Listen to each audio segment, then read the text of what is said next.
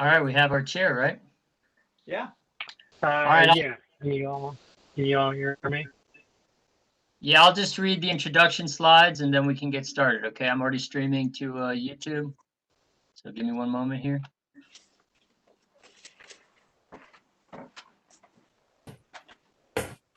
All right, so this is the meeting of the University Impact District Review Board. Thanks for joining the meeting. Attendees are muted upon entry. You will be unmuted as appropriate. The chair will call on participants to speak. If you have questions, you may send a message via WebEx chat to the host, which is me, Louis Taba. You'll be required to have your video feature on if you are speaking. The meeting is being recorded, and to access meeting materials, you can go to the UIDRB website. Comments received via WebEx chat will not be part of the official public record. And applicants and speakers should turn off video until requested to speak. Applicants and speakers, please turn off your video at this time. Use the hidden control panel in WebEx to turn video off. Staff will ask you to turn your video on prior to speaking. Speaker slips were required to be submitted no later than 2 hours prior to a virtual meeting. Staff has confirmed that speaker slips were received with all speakers prior to the meeting, and Patrick will inform us of that. If you have not received confirmation of your speaker slip, you will not be called on to speak during the meeting. So the order of speaking will be city staff will present application materials. Applicant will be sworn in and asked to present any additional materials. Registered speakers will be sworn in and provided 3 minutes to speak each. And commissioners will discuss the case and ask questions if needed. And that's it for me. So at this time, we can pass it on to Keone. All right, let me call this meeting to order. This is the Thursday, September 24th meeting of the University Impact District Review Board. The next meeting will be on Thursday, the 22nd of October at 4 p.m., virtual as this one is. Let me start by swearing in staff. So staff, if you'd like to raise your right hand. Louis and Patrick, do you swear or affirm that the testimony you're about to give is the truth, the whole truth, and nothing but the truth? I do. Right, thank you. So let me do a roll call of board members. Carrie Reeds. Present. Frank Petrozzillo. Present. KB Jones. I'm here. Doreen Uha Sauer. Here. Pasquale Grotto. Here. Steve Papanew. I believe Steve was not going to be present, otherwise I wouldn't have to do this. And I guess Keone Fleming, I'm obviously present as well. Okay, so Louis, I think, went through the overview of the hearing format. Thanks for doing that, Louis. Before we start applications, we have reserved time for a public forum. So if there is any member of the public who wants to speak on an issue that is not a specific application, you are invited to do so with the caveat that please keep your communication to a 3-minute limit. Is there any member of the public who would like to do this?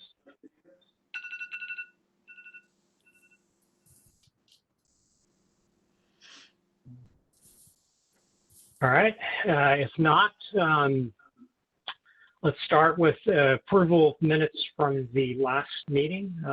Fellow board members, have you had a chance to review the minutes? Yes. Yes. Yep. If so, can I get a motion to approve? Move we approve the minutes. This is KB. This is Carrie, I second. Second? This is Carrie, I second. All those in favor, say your name to indicate assent. Yes. Yes. Pasquale, yes. Carrie, yes. KB, yes.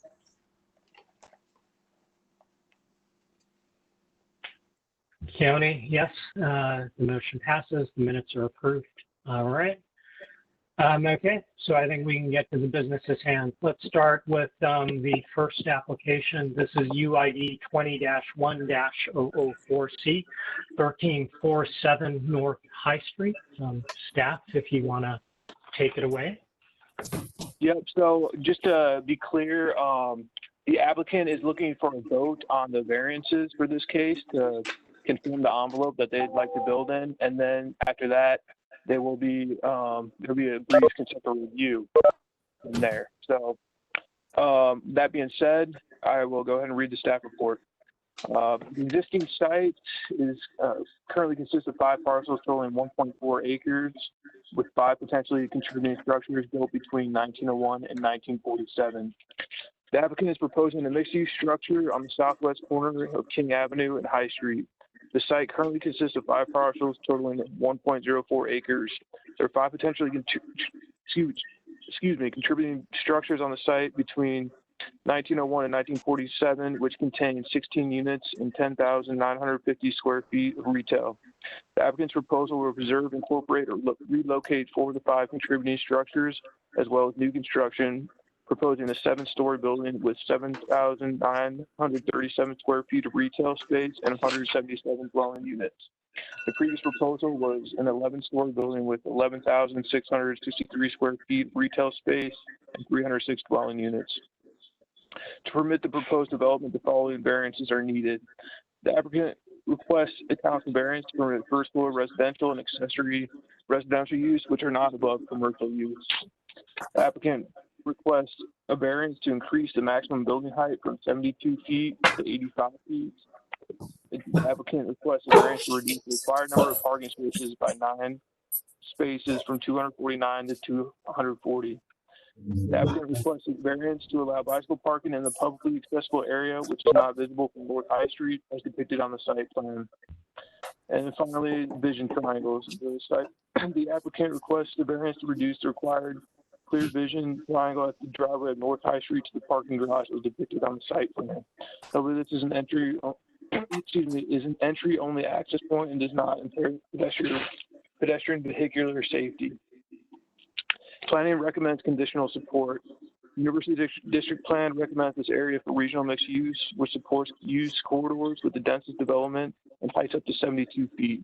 The plan also states that the design of new construction should be compatible with nearby contributing buildings and surrounding streetscapes, and that existing buildings that contribute to the district's diverse character be preserved. The proposal is consistent with the plan recommendation to preserve existing buildings and contribute to the streetscape and neighborhood character. Additionally, while the proposed height is 85 feet, preservation of streetscape, setbacks from High Street, and high-quality design mitigate any impacts of the proposed height. Staff recommends support with conditions, and the conditions being the current floor area above 72 feet will not exceed 2,410 square feet, and current floor area above 72 feet divided by the total volume of the step backs equals 30%.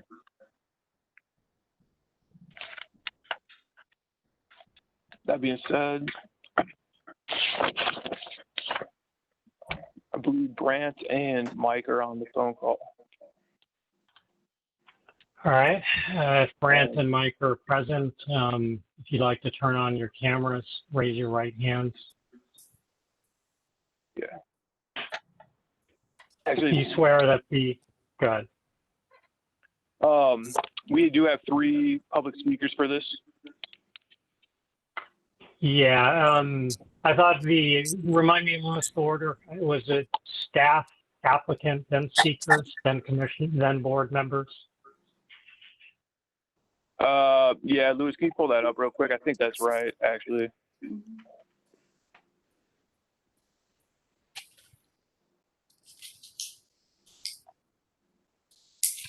You had it in the Yeah, I'm screen sharing. Mark Rawson is screen sharing. I can pull it up. Let me see if I can get it real quick. Well, just confirm it, Louis. It was whatever you read off at the start. Yeah, That's all Yeah, we I didn't need. know. I thought what I heard was Yes. City- staff applicant community board. Correct. That's correct. Okay. Okay. Okay. I've got the word right then. All right, applicant, Brant, Mike, anyone else who's speaking on behalf of the applicant, raise your right hand.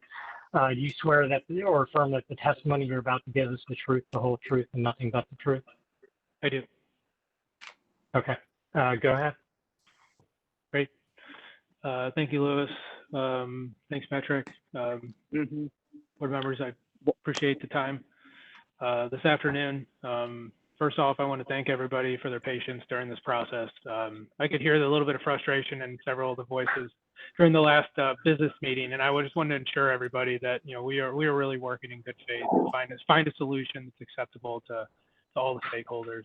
Now I'm really encouraged by what we're going to present today, and hope this is a really productive meeting. So what Patrick communicated earlier is that we are here just for zoning, not for certificate of appropriateness. Let me go through presentation real quick. Mark, can you pull up the presentation that we have? I'm happy to share it if you can't get it up as well.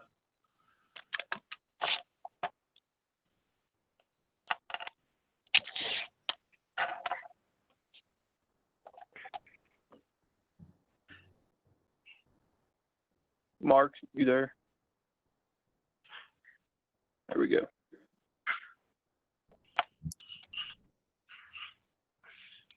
Well, while this comes up, there we go, perfect.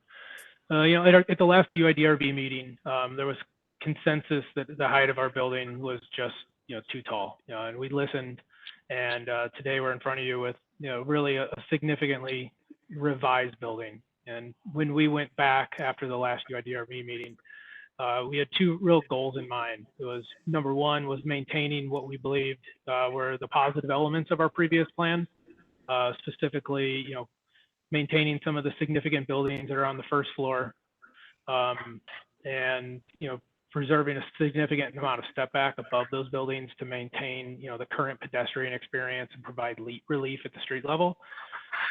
Keeping the 10-foot step back from Clark Place condos is we're giving them some additional living space outside of their condos, and then several other smaller changes that aren't really apparent in the design that we've made from from an operations perspective along the alley, along the streetscape, that were really through conversations that we had with neighbors and other stakeholders.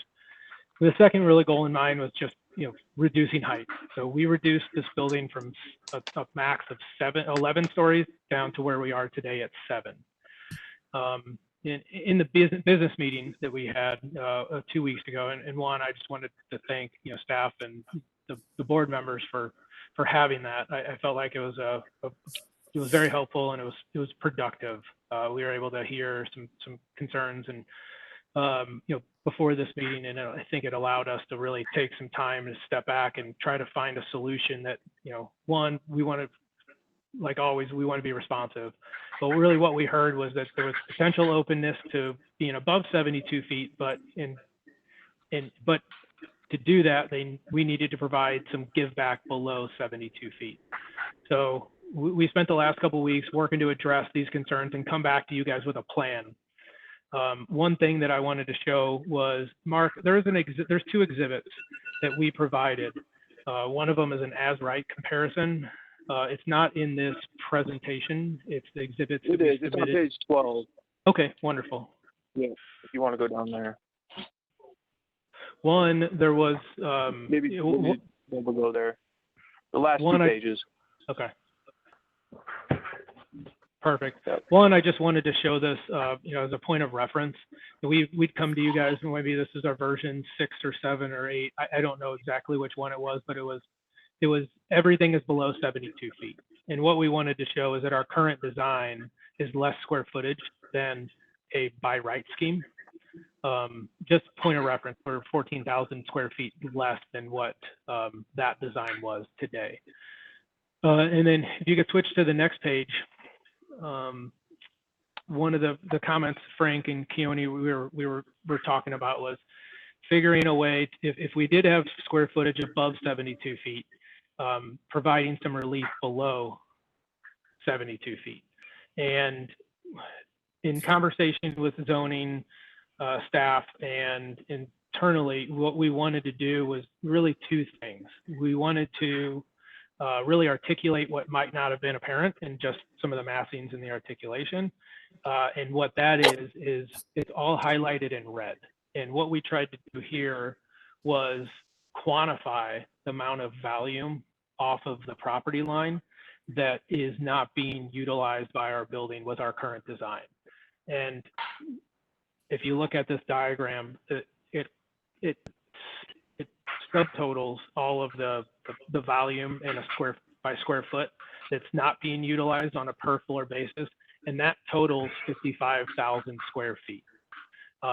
This is only, and that is all below 72 feet. So that's all below the 7th floor. Our current square footage above 72 feet is 20,000 square feet. And so right now, if you look at it as a calculation, it's about 36%. So what we wanted to do was come back to you guys. We don't have a revised design, but what we want to do is we want to commit to a reduction in volume for our future design that we would come back to you guys with for our C of A.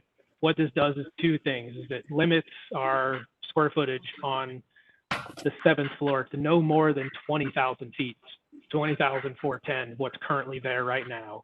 And then two, it provides us some flexibility in our future design to create additional articulation and movement of volume in our next design. And it provides a measurable approach to where we can say, this is where we were today.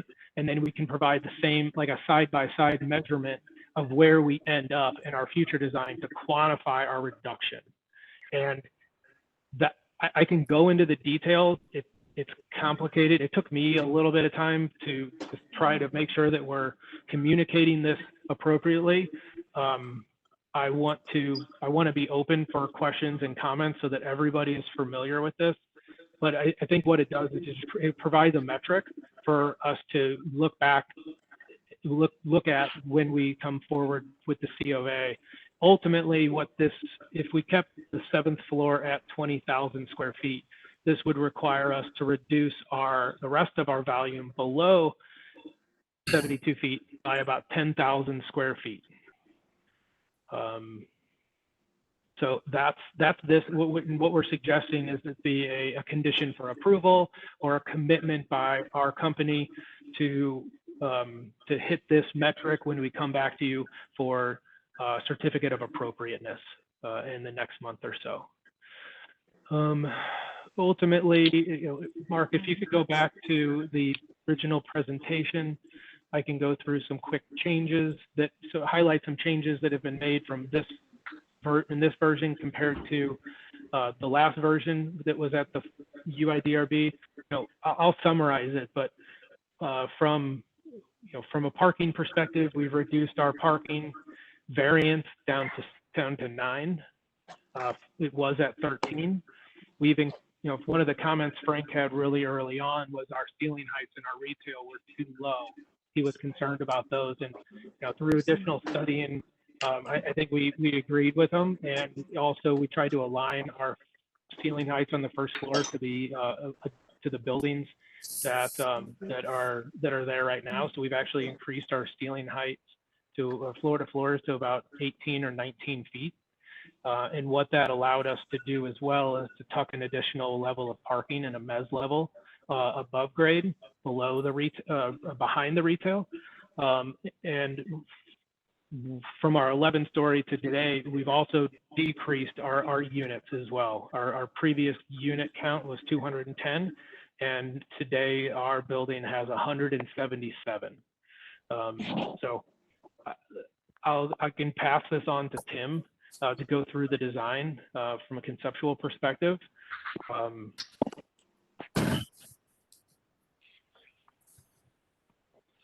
Hello, thanks, Brent, and thank you all again for patience in the process. Happy to be talking about this design today. and happy to be able to bring these changes to you.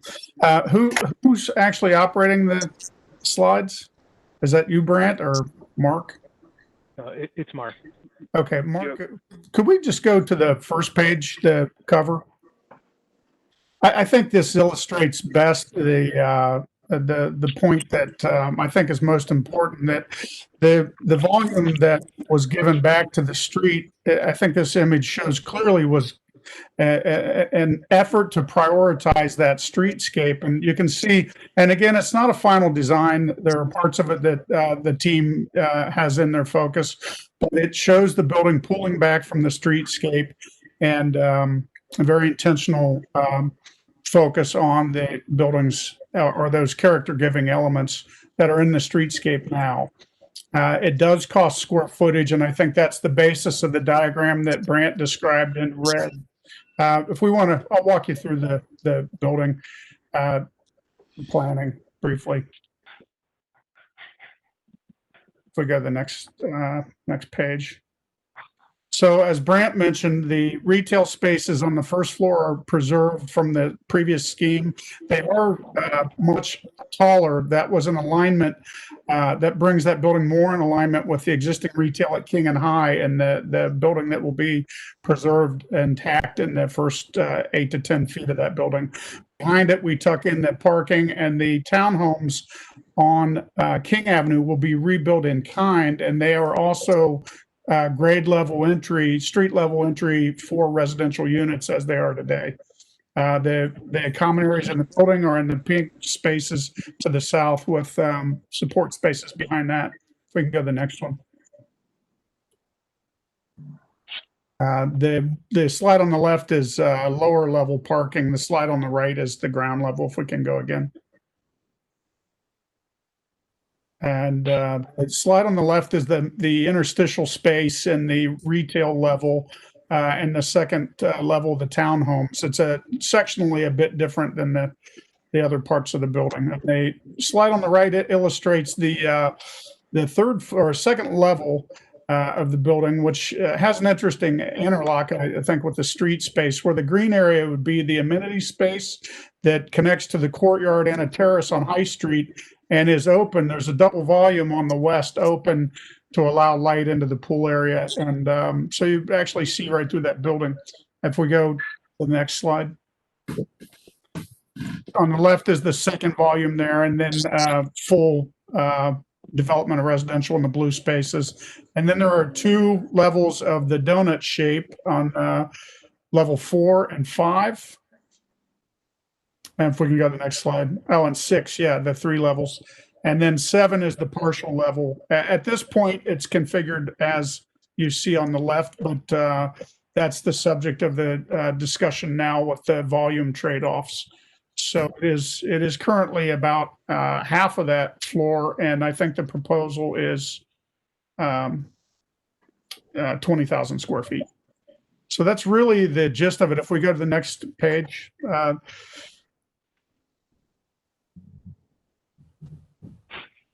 I don't really want to talk about all these past efforts. Suffice it to say, we've come a long way.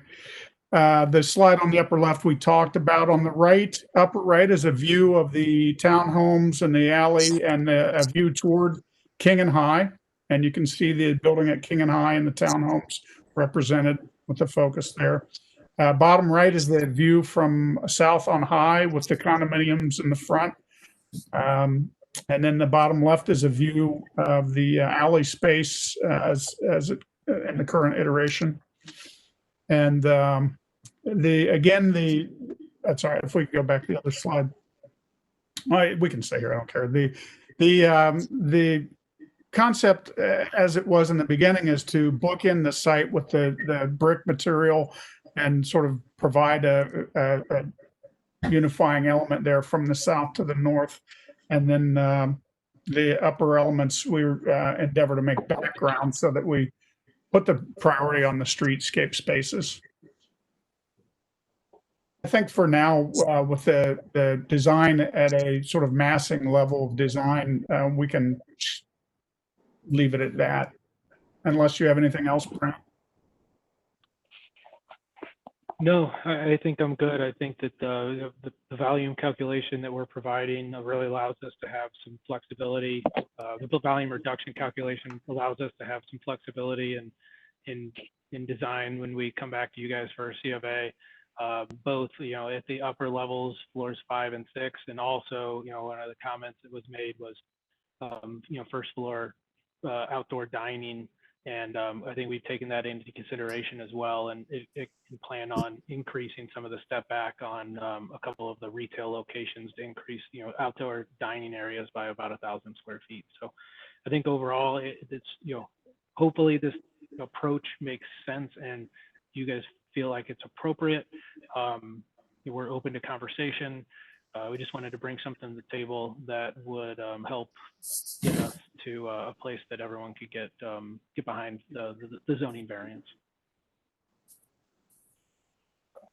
Correct. I just want to remind everyone that the only vote is going to be for the zoning variance with those conditions for the envelope that they could build in. At this point, like Brant had said and Tim had said, the design is not finalized, but this will give them the framework that they can work within. All right. Why don't we, Patrick, did you confirm the public speaker? Yes, sir. We have 3 public speakers: Kathleen Fox, Susan Keeney, and Tim Sublet. Okay. If the 3 speakers are present, can you turn on your camera and raise your right hand? Okay. Yeah. I see Tim and Kathleen, the I don't third see speaker Susan present. Keeney.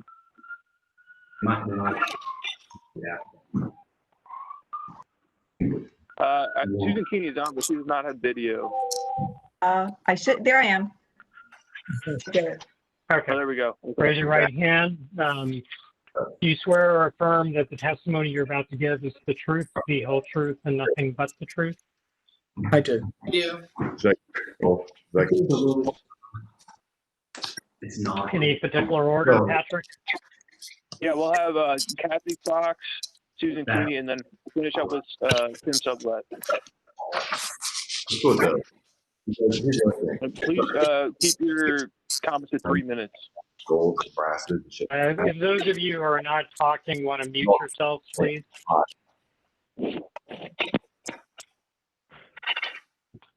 Kathy, go ahead. Are you ready for me now? Okay, I'm Kathy Fox, Denison Place Neighborhood Association's Zoning Committee Chair. On reading the applicant's summary, you would think the project mass and scale has been reduced. However, these numbers are misleading. There are 2 big flaws in the applicant's as-of-right calculations. First, their 7-story starting point. Every architect I've talked with questions whether the applicant could deliver a 7-story building within the 72-foot zoning height limit and meet all the other requirements. Second, the as-of-right calculation ignores the University District Plan guidelines that call for step backs adjacent to the neighborhood. This is the crux of the issue. The developer claims they are entitled to more than 200,000 square feet, and then they use that number to make the current proposal seem reasonable. But it's actually larger than a realistic as-of-right measurement. Further, CDG's comparisons don't include 2 contributors to the building mass: the void on the west facade for the amenity deck, which does not really provide visual relief to the neighborhood, and the parking garage mass. Regarding the condition offered by the applicant, the 10,000 square foot reduction could be taken from anywhere, but even if it were to all be removed from the south and the west adjacent to the neighborhood, it's not nearly enough to step the building down to an appropriate scale adjacent to the historic buildings. The applicant's zoning variance combined with the proposed condition will not result in a building that meets the University District Plan. Please vote no on these zoning variances. Thank you. All right, thank you, Kathy. Who do you have lined up second, Patrick? I have Susan lined up next. Okay, Susan? Okay. I'm Susan Keeney, University District resident and former UAC commissioner. The latest plan shows a significant reduction in height, a few additional parking spaces, and a reduced unit count. However, the one thing that is carried through all the iterations is the emphasis on unit count rather than bedroom count. In effect, the bedroom count has changed very little from the last plan. It's around 18 fewer bedrooms. And it's the bedroom count that affects the outward parameters, height, mass, and determines the parking requirement. I know the architects have worked very hard to reconfigure the building to include this entire program on this site, but even with all the configurations, the building in effect has changed very little. The bulk has been redistributed to different areas, but it's still the same large volume. So 3 observations. Number 1, I don't see how there can be any significant improvement in the project until there is more reduction in the program, which totally affects the height, the mass, the scale, and the parking. Number 2, I would like a better explanation of why we need to support this amount of program and the resultant variances. And number 3, I am not clear still on how this project, beyond providing more new housing, contributes to the surrounding neighborhood. Developers of projects of this scale should seek to build active community support for their project. I'm always believed in that. This is a thoughtful and a knowledgeable community that wants to get behind the project, but they cannot do so without, number 1, the developers seeking continued input from the community. Although he has met with the community, he has not heard the community to capture their vision, and it's more than just numbers. And number 2, the continued support of you, the review board, to guide this building toward becoming a welcomed, aesthetically pleasing contribution to the community. At this time, I encourage the board not to support the request for variances for this project. Thank you for your time and expertise. Thank you, Susan. All right, Tim, you're up.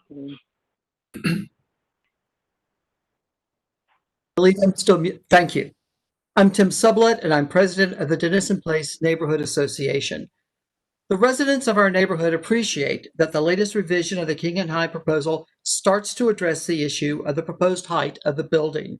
Progress has been made, but the impact of the reduction is not that simple. CDG has not addressed a basic issue that remains a sticking point in our discussions: the height of the building adjacent to the 2-story structures of our neighborhood, and CDG's failure to comply with this key point of the city-adopted University District Plan. They have removed some of the height from the south side of the building, but they have added it to the west side.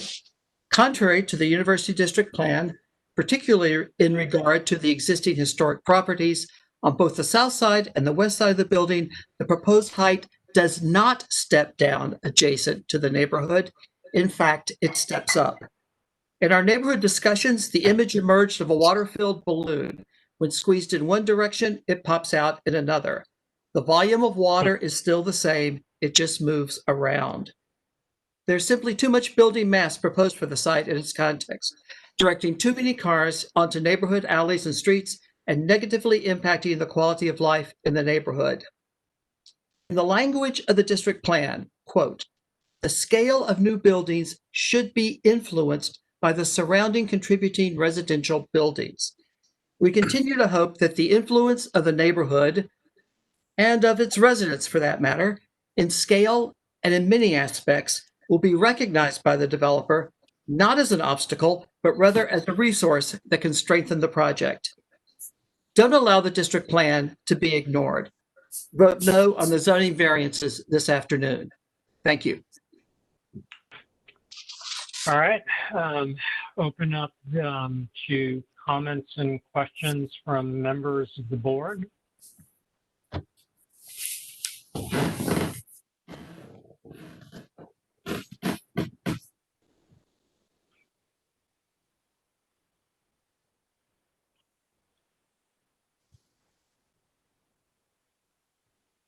To 177. I noticed on the chart that still has a predominance, 40% 4-bedroom units, which focuses the marketability on the student market. What is the total bedroom count? We've heard that raised as an issue from the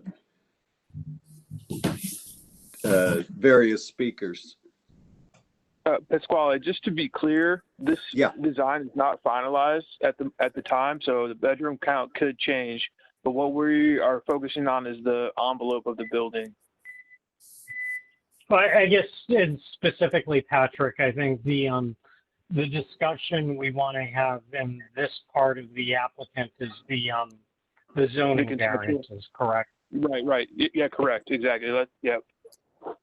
So I mean, it seems reasonable. Let's sort of talk about the zoning variances, because that will need to go to a vote. And then I think maybe we can sort of address other things, although the two do get related.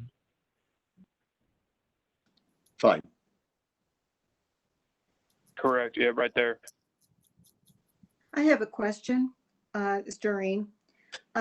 Is the property currently owned by the applicant? Patrick, can I answer this? Or do Yeah, you can. okay. Yeah, we have it under contract. We have not purchased the properties yet. Okay. So I guess my comments are a little bit, a bit of a preface to what I'm thinking here and why I asked the question. As chair of the University Area Commission, I feel like we've tried very hard to be fair to both the neighborhood and the applicant. And to a great degree, in my discussions with people from the neighborhood, I had said various times I thought the project and negotiating the variances have been stuck a little bit in neutral, and even went so far as to say that perhaps it would have taken a few new maybe voices at the table to kind of brainstorm together what could be done with this project that would make it more acceptable to the neighborhood. But over time, what I have noticed is there really has been the neighborhood continuing to say that it's too much, too large, too big. And the applicant is listening patiently, but there's still no movement. And I have stated before that although I know very much what Denison Place and the surrounding people and Clark Place are objecting to, I don't fully see anything in all of the emails we have gotten through, anything that was suggested that would make the project tangibly better, except less. Part of my reasoning for whatever votes I have given on the variances have been predicated upon the part that at least I was starting to see the character of the existing buildings maintained, whether they were rebuilt or there was one that was saved. And I do understand after 14 months and knowing where we started at the beginning, that part of the problem was essentially which of the buildings do you value over the rest. It's very hard to prioritize because it is such a eccentric urban corner. But in the back of my mind, what has really constantly driven my thoughts are to get this to design review, because I do believe that by defining the variances, that there can be some changes made and that they would be perhaps more acceptable to the neighborhood, and that the two entities would work together.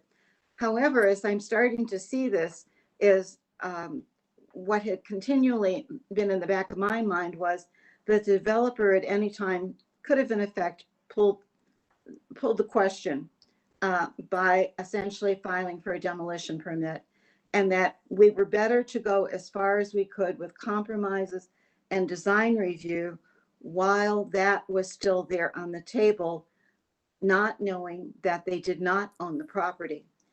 And so I am starting to reevaluate where I feel my vote is on this. And it's almost confirmed by the applicant talking right away. And all of a sudden, we weren't talking about the variances. Now there were at the 11th hour changes to essentially where the design would be. when I'm not even sure that at this point that the architect who I would trust the most with the project, who is sensitive to the neighborhood, wouldn't at some place be replaced by the architects that the company has used before, the developer has used before. And those designs, I think, received a very negative, visceral reaction from many people on the area commission, even when they tried not to look at that design. They were only to reflect on the zoning. So what's happening now is there are more questions being raised in my mind than being answered. And to me, we shouldn't even be looking at these variances tonight if we are getting these types of discussion already about the conceptual changes on a promise. It's a lick and a promise. I would rather that these things were settled and we knew exactly where this would be going before we even tried to make sense of the variances. And I believe too, there was another variance that was not addressed. So I'm not sure. I'll double check my notes, but sorry for the long-windedness. Thank you, Doreen. Any other comments from other board members?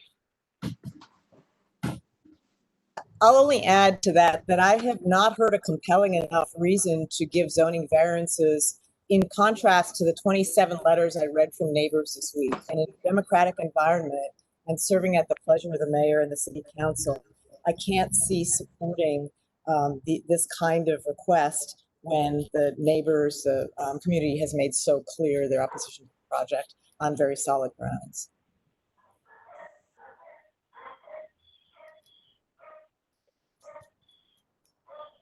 Are you done, KB? I am.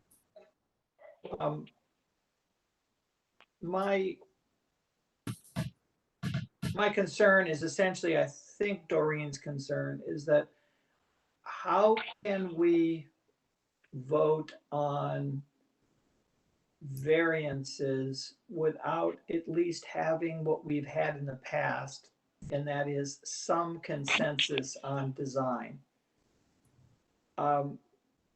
And that's the difficulty, because you're trying to craft, and I think my suggestion from the last meeting, you're trying to craft, even though my suggestion probably did not anticipate how difficult it would be, but you're trying to craft a variance that would give comfort to those of us who have to vote that there is a solution that would not excessively impact the neighborhood by allowing some portion to be taller, by allowing other portions to be shorter.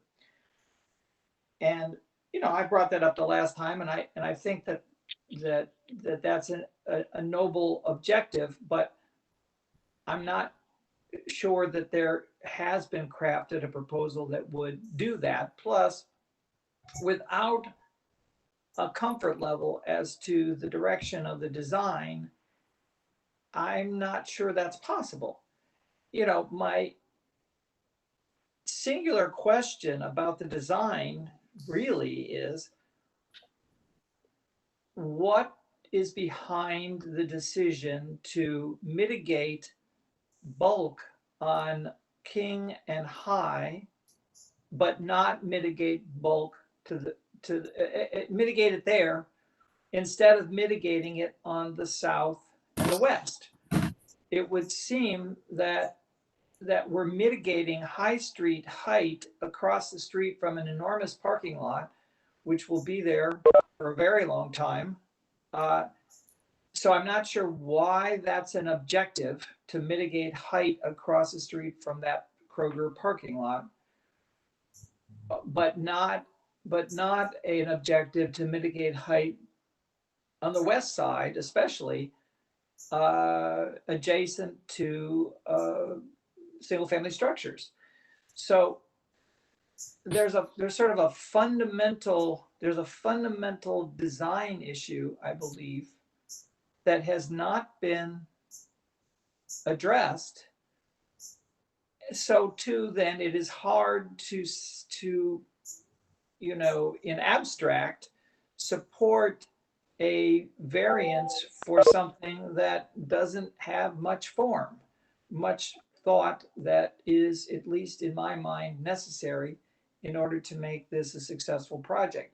I believe you have the right design, design people, you're a developer. I believe you have all the tools to be able to do this well and to do this within a pro forma that will be successful for you. I just fail to understand why we are still where we are after all this time. And I just, as I say, I'm uncomfortable with voting on a variance based on some sort of performance criteria that I'm not sure the applicant really understands what would be involved in realizing that in a way that would be a quality design that addresses all the issues you have heard.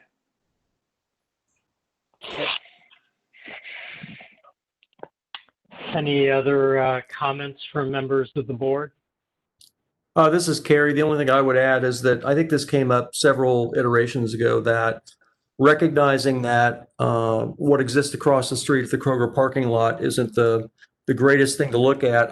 Having lived in areas that had something that wasn't pleasant in the foreground, I'm convinced that, from floors 4 and up, that's a foreground element, and people will look past that and look at the middle and background, which is Wineland Park. And so that doesn't concern me so much. So I guess what I'm saying is that, and this actually is good for the neighbors as well. The density belongs along High Street, period. So, if the applicant were willing to lower the structures, to Frank's point, on the south and west, then make up for it on High Street, where it belongs anyway. The other thing that I would add is, even though I know that there's been a lot of work on the corner of King and High, I don't know that what's happened really celebrates that corner. If there's any place to celebrate, it is that corner. And I think that that's still kind of missing. So the other thing I would add, as it relates to parking, I'm sorry. The other thing I would add as it relates to parking, given the proximity to the university, is that, I would personally support a variance in parking, given the existence of mass transit and other means of getting around. That, are you sure you need that many cars? So, I personally would support a pretty dramatic variance as it relates to parking. Now, that's up to the developer whether he thinks he can sell that or not. But, again, I'm convinced that long term there will be the demand for fewer and fewer cars. So I don't mind the density. What I mind about the plan currently is where it exists. And I think that in that sense, the developer has not necessarily listened to the neighbors. And we heard from countless neighbors that have lived in the neighborhood for decades. These are not new residents; they've lived there for a long time. So I can't overlook that. Squally, would you like to any observations or comments from you?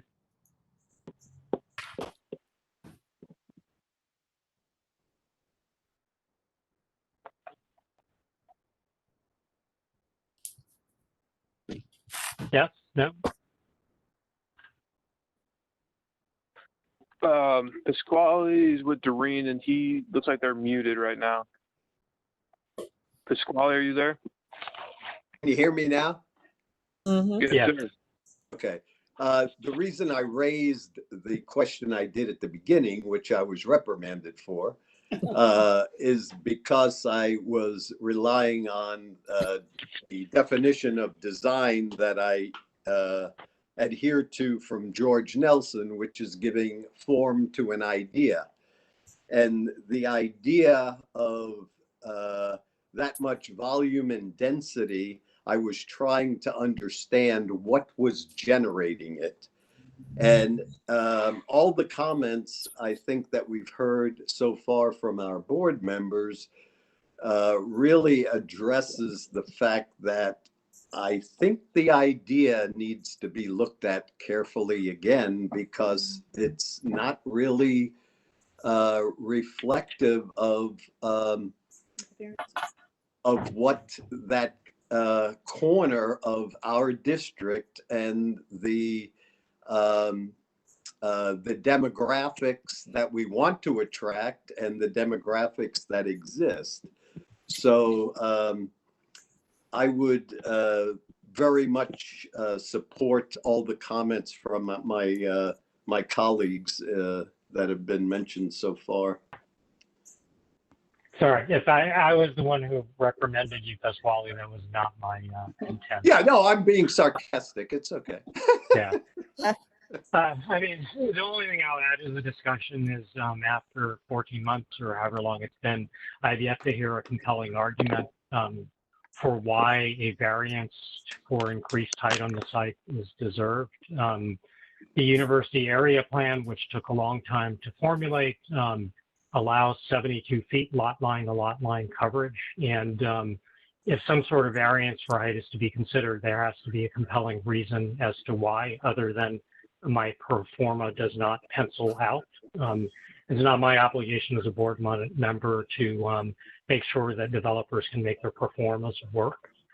From a design standpoint, I agree with everything that Terry and Frank said. It astounds me that the proposals we see continually place height and bulk adjacent to two-story townhouses and residences when High Street is clearly the part of the site that can take height and bulk. And so I shake my head at the kind of design logic that prioritizes a mediocre two-story commercial building at the corner of High and King to the detriment of all the neighbors in either the townhouses or the residences. So having said that, any last comments from the board? Otherwise, I guess we can ask the applicant how they would like to proceed.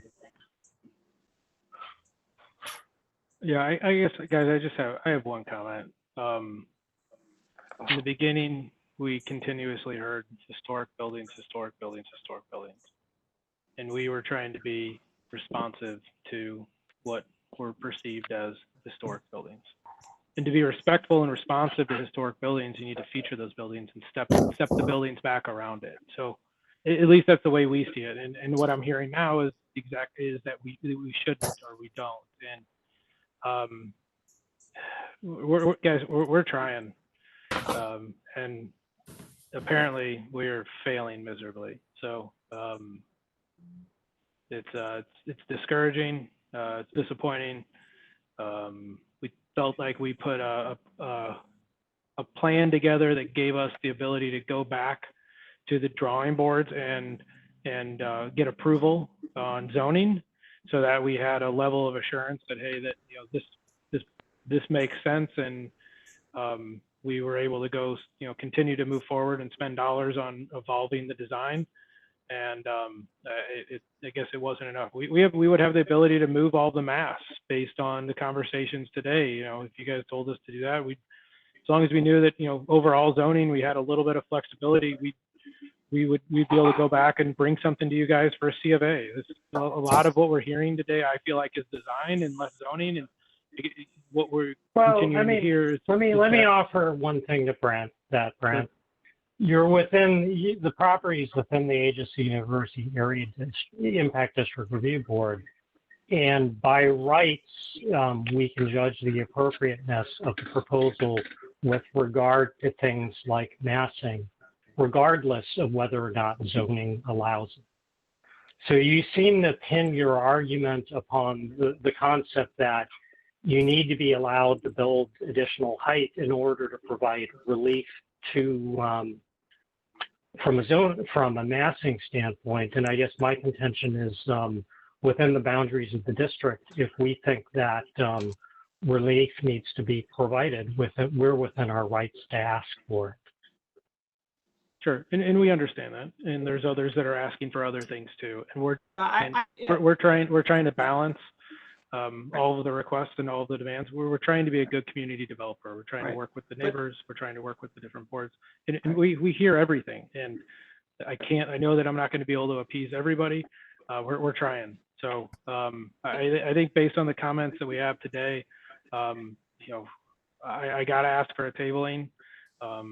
We got to huddle up and see if we can, you know, relook at the massing, relook at the design, and come back to you guys with another one. We're committed to being part of the community, and it's, you know, we won't come back to you with the same thing. I promise you that. I'd like to address your comments if I could a little bit. You've said some very important things, that you've tried to appeal to everybody and the like. I think that's a mistake, honestly. I do too. I think that this building has been torn 10 different ways. You know, we, the board, our board, are the ones who you need to work with to get a design approved. And while there are many opinions out there and input, that's great. But ultimately, I believe you've spent lots of time trying to gather every opinion but ours. You know, I believe that we have been pretty consistent. I think I seem to remember at the very first meeting telling you that I didn't care if you tore the whole block down. Now, you know, Frank, that I care. Hold on. We proposed that.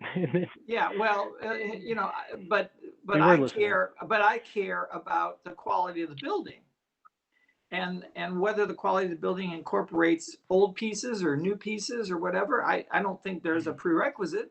I think it needs to be a good design. I know that I have talked about putting bulk across from the parking lot on almost every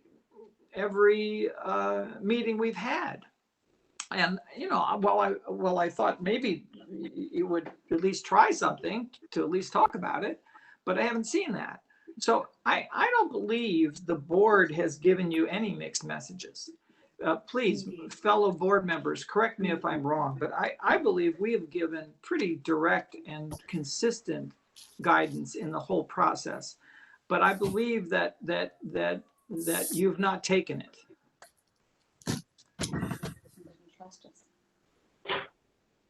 Mr. Chairman, members of the commission, I hold this commission and this board in high regard, especially the comments that were made earlier in the commission comments, particularly by Doreen and Pasquale, and certainly Frank's acknowledgement that it was a noble effort. I think Carrie had some good input, and KB, I hear what you're saying. Mr. Chairman, based on the even more clear direction we received today, we'd respectfully request a tabling so that we can strive to do better the next time we have an opportunity to meet. Thank you. So noted. Can I get a motion from the board to table? Make a motion to table. This is Carrie. I second Pasquale. All those in favor, say your name to indicate assent. Hi, KB. Hi, Carrie. Frank, aye. Pasquale, aye.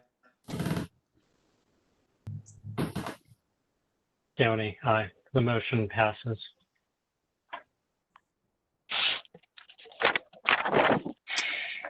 We have to table the next. So we're gonna table the zoning part. Do you want a preliminary discussion about the design part? Frank, you mentioned some things about the relationship to the issue, or do we want to table this and move on? I don't think I have much to add, Keone. I don't think I have much to add, Keone. Yeah, I mean, in fairness, we've used up an hour of the meeting's time, and we have a number of other applicants. So I think in fairness, to those applicants, we probably should move on to other cases. I think, yeah, Brant and your colleagues, if you need, direction from the board, you always have the option of a business meeting, which you've received in the past.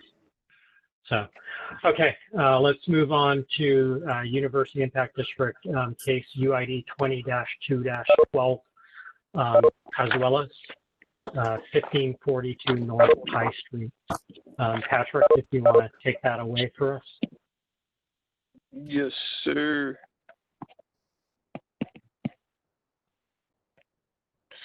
All right. The applicant is proposing to install a new wall sign and a new blade sign in the plaza section of the gateway.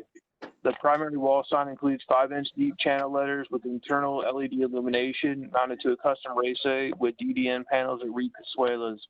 Letters are 16.5 inches tall and will have white acrylic faces, red trim cap, and red returns. The DDN panel will feature a red painted border with white painted center area and a coked out subcopy. It also includes secondary text that reads Mexican Restaurant and Cantina and is 1 inch thick, pushed through clear acrylic letters backed with white translucent vinyl and is 5 inches tall. The primary wall sign is approximately 31 square feet. The previous sign was approximately 51 square feet. The logos appear as 2 secondary wall signs and are digitally printed graphic on a 3 by 16th inch white acrylic face, channel shape, white trim cap, and white returns mounted to a hidden raceway. The logo is approximately 10 square feet in size for each sign, and the previous logo was 15 square feet. The blade sign measures approximately 25 square feet with 3.5 inch lettering and is 18 inches wide. The base of the sign is 35 inches wide and will be mounted to the brick wall using masonry bolts. The letters are internally LED lit and feature an opaque aluminum background. The applicant previously appeared before the board in July 2020 and presented a white wall sign with the additional signage at a different date. The board wished to review the application as a complete package, and the applicant has presented the complete application. Additionally, the board recommended that one of the logos be taken off the wall sign. Staff recommends conditional approval. The Gateway Graphics Plan recommends that the wall signs in the plaza be no longer than 2/3 of the building length and the maximum height be 1/3 of the space between the ground floor transom and the second floor windowsill. It appears the sign height is within plan recommendations. Staff recommends that the blade be reduced in size to adhere to the plan guidelines. Staff recommended conditions are reduce the blade sign to 6 square feet. All right, is the applicant present? Paul Carroll, I saw him on here earlier. Yep, he's there. Paul, if you'd like to raise your right hand for us. Do you swear that the testimony you're about to give is the truth, the whole truth, and nothing but the truth? I do. Okay, all right, take it away, all yours. Well, I guess last meeting we were going on the wall sign only. We did want to go ahead and present you with the projecting wall sign, and we've presented both. And I guess we can pick up. Is there any particular questions about either application or either sign design at this point? Mark, there's additional materials below that. For additional details, I don't know if the board wants to see those or not, but they're the same as last month, or sorry, the July, but just smaller.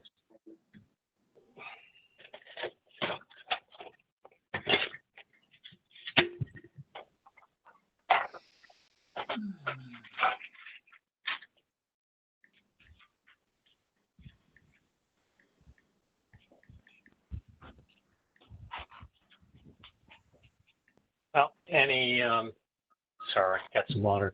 If there aren't any additional comments, open it up to members of the board.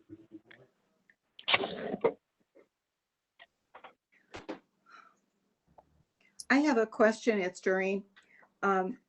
Does the proposal meet with specifications or any endorsement from campus partners who usually does weigh in on signage? I've not had any discussions with campus partners myself. Okay. We have landlord approval, the Steiner Group, on Same both of thing. our signs as presented here. Okay. I guess would be they're aware of it. Cute. Do you have a high street elevation showing where the projecting sign will be left to right, north to south? Do not. It will be located closer to the corner because of the overhang, the canopy there that projects out. But it'll be quite a bit closer to the corner of the building there. We as a board spend a lot of time talking about where to locate these things, left or right and up and down. So it will be very difficult to have that conversation, not being able to see the elevation. Paul, is that in the existing blade sign masonry bolt location for the previous tenant? No, we are not anticipating using any of the old hardware. Well, can you put a street view on that west elevation of the building? I mean, that might help. Mm-hmm. I don't currently have a street view of the west. Mark should be able to bring that up.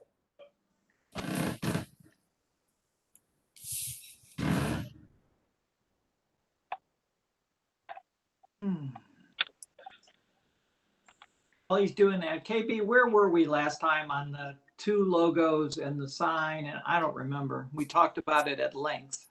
Yeah, but we left it right there. It can be symmetrical as long as it's centered on that What facade. about the two logos?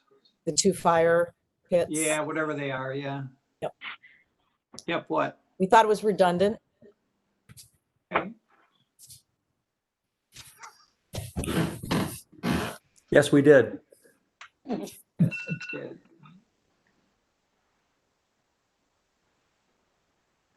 It would appear there's room to stack it. Yeah.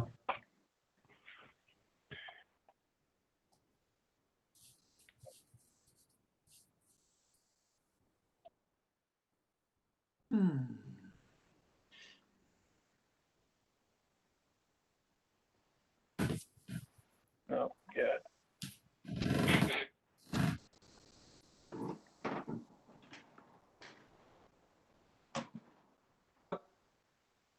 There you go. There you go. So is the intent that it would be located?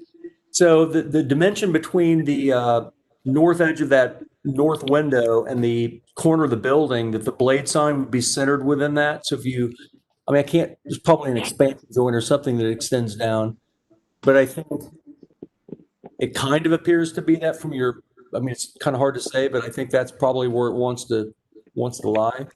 That would be a correct assumption. We were going into there, like below the center of the window, or more to the corner.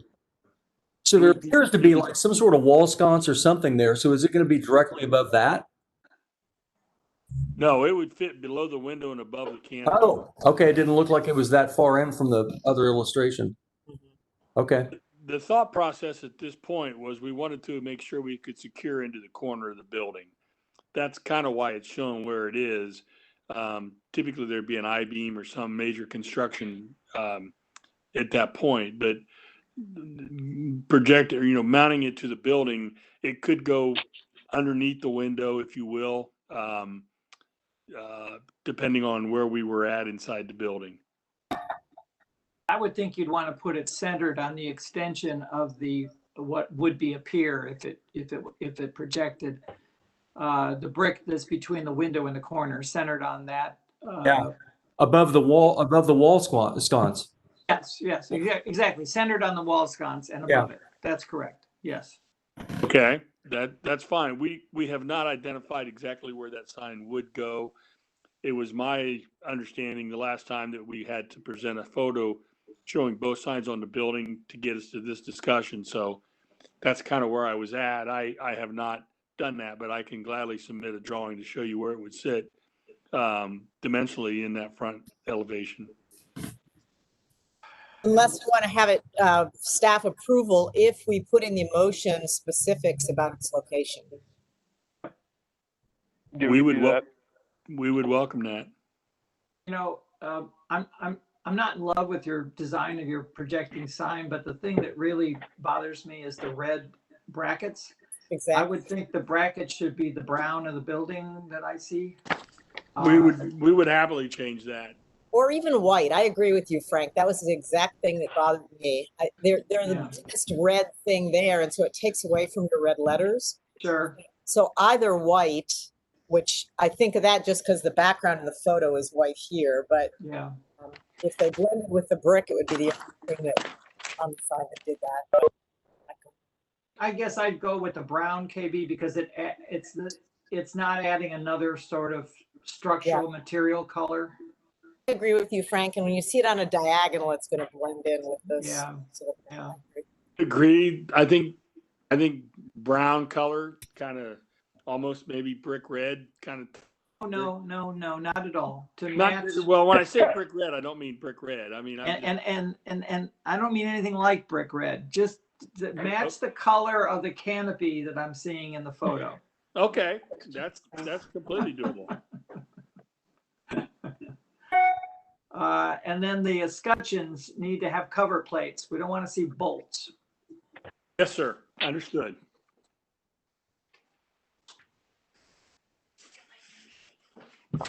What about Where are the we? other? Where are we in Go ahead. discussion? Can you hear me? I can hear you. Okay, where are we in the discussion of the sign on the north face of the building and the two burning bowls?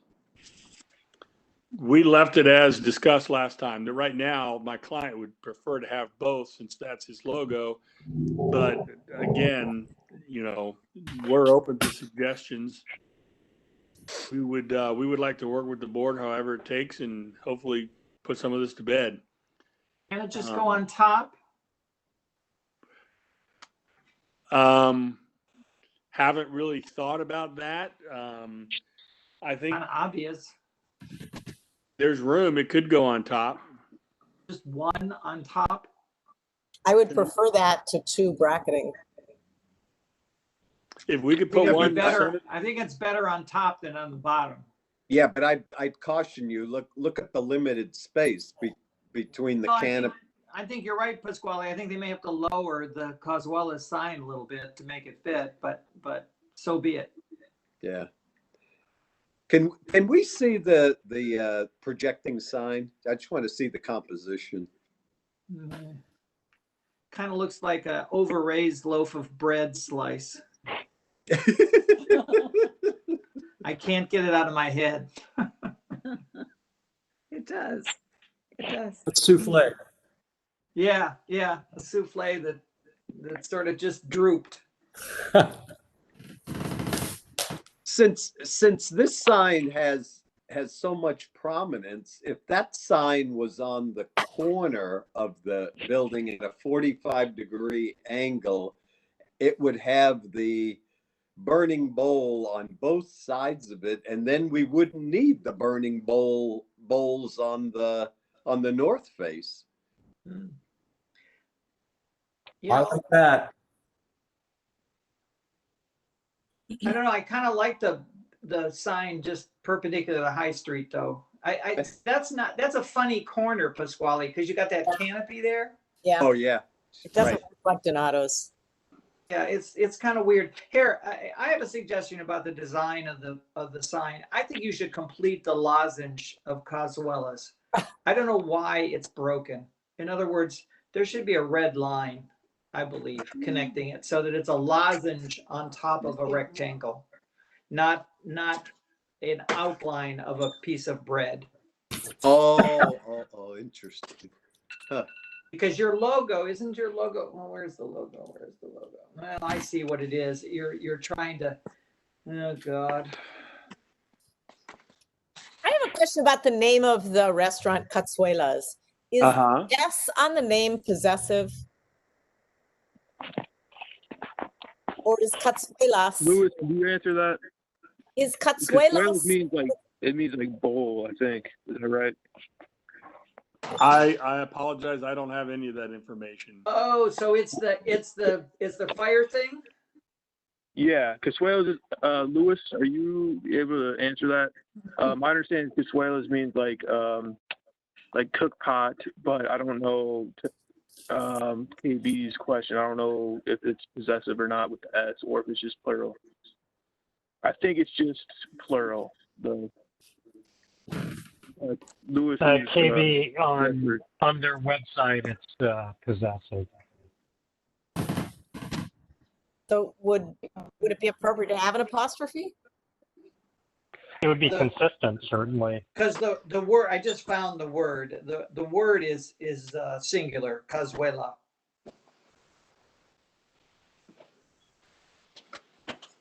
So Keone, you're finding that in some places the logo has an apostrophe in it? Their logo does not, but their website does. When they describe themselves, they talk about Cazuela's Grill.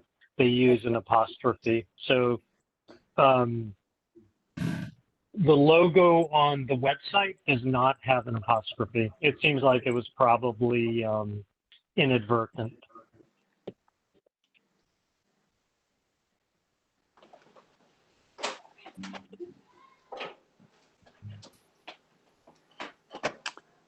Okay.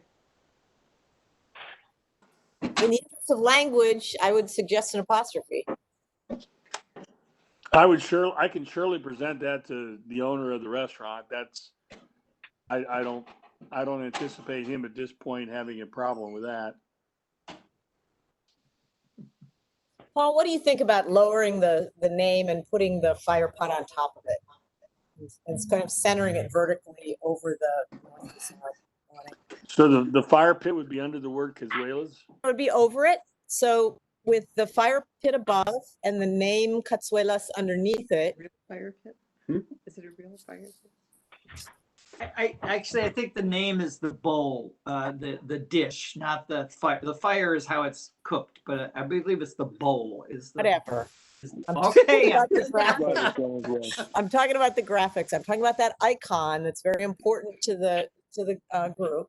Have the icon sit above, as you were saying earlier, Frank, just sit above the name and position those, space them down slightly so that the diptych is centered vertically. I think that'll help the whole thing, honestly. So I understand the fire bowl and would go above Cazuelas, and then I would keep Mexican restaurant and cantina below the word Cazuelas as it is now, similar? Yes. Just leave it alone. Yeah. Well, yeah, but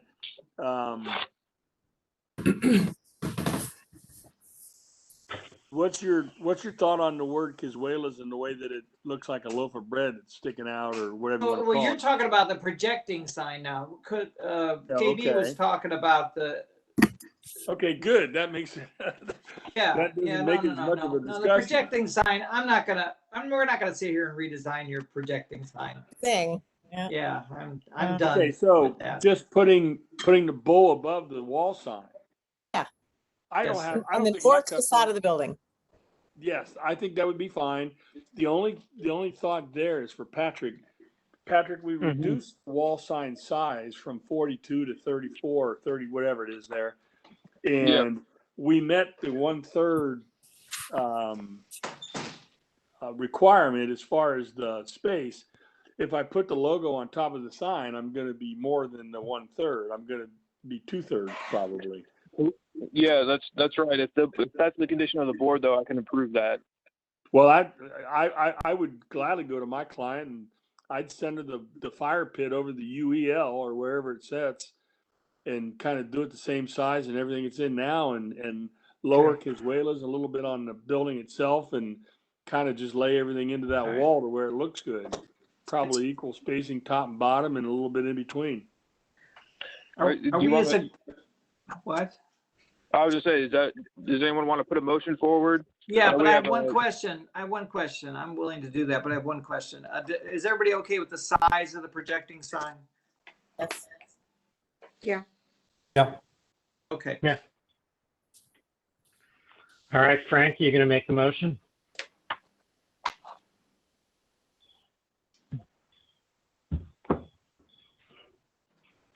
Frank, you're muted. Logo centered above the sign and the other logo be removed. Frank, you're gonna have to start over. Frank, you got it. Yeah, we lost What you did for a minute there. You did? Oh, you know why? Yeah. Somebody tried to call me on my phone. Okay, I'll start over. I move to approve the application with the following conditions: that the north-facing sign be lowered sufficiently to allow the placement of one logo centered above it, and that the other logo be removed. That on the blade sign, that it be centered on the projection of the vertical brick element between the window and the corner, which is also centered on the wall sconce. Actually, make it simpler, centered on the wall sconce. And I don't remember what we said about elevation. Did we say we'd leave it where they had it, or do we wanted them to center the sign on the panel vertically?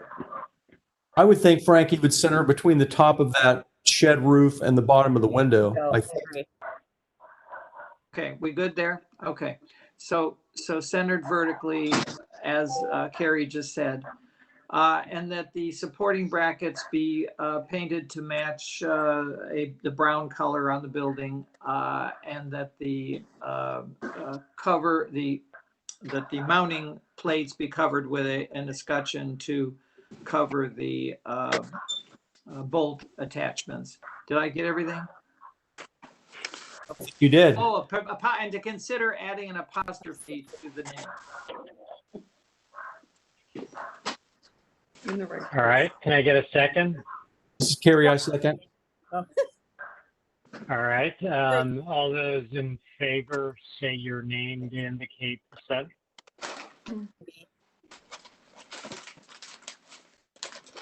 Carrie, aye. Yeah, Frank, aye.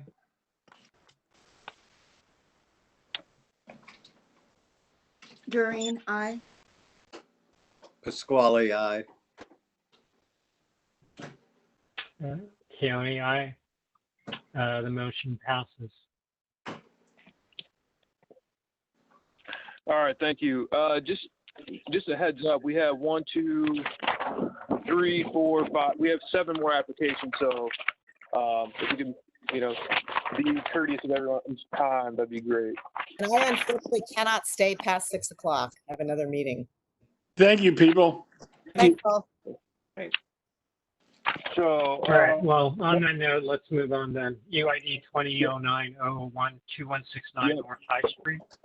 yeah, Margaret, thank you. The existing site is a one-story bar located on High Street near Lane Avenue. The site is currently zoned for regional mixed use. The applicant is proposing to add a garage door and paint new signage on the building. The garage door is aimed to increase visual appeal and natural light to the bar. 2-inch square powder-coated steel tubing sections will run wall-to-wall the opening and provide a barrier between indoor and outdoor space. The windows feature insulated tempered glazing. Top rail is raised 42 inches, and the second section is at 21 inches. The door sets up off the sidewalk by more than 6 inches, 6 inches at the lowest section, and increases as you head south towards the curb. The overall dimensions of the garage door opening are 9 foot by 7 foot. The painted logo uses Hevitz font and is 14 inches in height. The layering extends 180 inches on the south of the main entrance and 55 inches in length north of the main entrance. Staff recommends conditional approval. The University District Plan recommends that the contemporary design materials are appropriate if they're compatible with the scale and proportions of the building and nearby streetscapes. The plan also recommends clear glass be used for windows. Therefore, staff recommends clear glass windows in the garage door. Additionally, the graphics are consistent with the plan recommendations. Staff recommends approval with conditions. The conditions being the glass in the garage windows. Clear glass be used in the garage window. The applicant present? Quinn Allen is the applicant. Yes, sir. All right, Quinn, you want to raise your right hand? Swear or affirm that the testimony you're about to give is the truth, the whole truth, and nothing but the truth? I do. All right, go ahead. Yeah, so over the library bar, thanks again for having me, guys. We're just continuing to try to improve the space and just become a better neighbor, better part of the community while improving the business during the times of COVID and everything. The open storefront's going to be great for us just because we don't get a lot, we don't have a very big presence on High Street due to the storefront. It's great with the sign that we have overhead, but as you can see in this picture here, this tree blocks our entire facing of our sign as you head southbound on High Street, and northbound with the trees coming the other way, there's not a whole lot to see. And with the directions that sign faces, what was probably great 50 years ago when they put it in. But as those trees continue to grow, we lose less and less visibility of our sign. And so that's for the portion for the lettering and stuff that's going to be going on our wood awning above to try to give us a little more of a storefront appeal. And then the garage door is just to get the building opened up. I mean, it very much falls in the context of how bars were back 50 years ago when it put together. I mean, my father had the travel agency in the Orr House, and it's very reminiscent of what those storefronts were. Closed off, dark, dingy dive bars, all wood interior. But we're trying to do our best to kind of bring it into the new age while still remaining with all of that historical significance intact. So this garage door allows us to open the building up, get some fresh air, and just get a little bit more noticeability off a High Street. Just with that door open in those low time periods that we can get it during the fall, spring, it's just going to help dramatically with what's going on inside there. As you can see on the right with the size of the window, that's runs the same as what's current on the left side. So small windows, can't really see through, and it really doesn't give us a good opportunity to show everybody what we're made of inside during the whole year. So trying to get that whole feel and get that more of that open air concept, which is definitely helps us during the pandemic as far as airing out the building, but it's going to be a great asset for us moving forward. Board members, any comments or questions? Yeah, I think the most can you hear me? Yep. Yes. Okay. I think the most bothersome part of this scheme is the orange horizontal element. I think if that element was painted the same dark brown as the lower portion, and library bar maybe is just orange letters across there, it would be much more complementary to the facade and the composition. We see the existing again, please.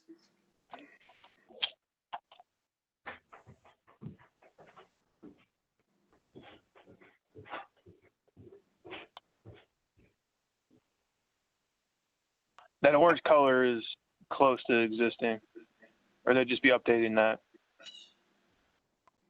Is that right, Quinn? Yeah, and the colors in the logo of the bar are actually black and orange. So we're restoring that look to it, which had been faded. But the brown that blends in with the brick doesn't really get us any pop, doesn't stand out from the street. And as you can see, our neighbors have black frames on their windows, so it helps us blend in also.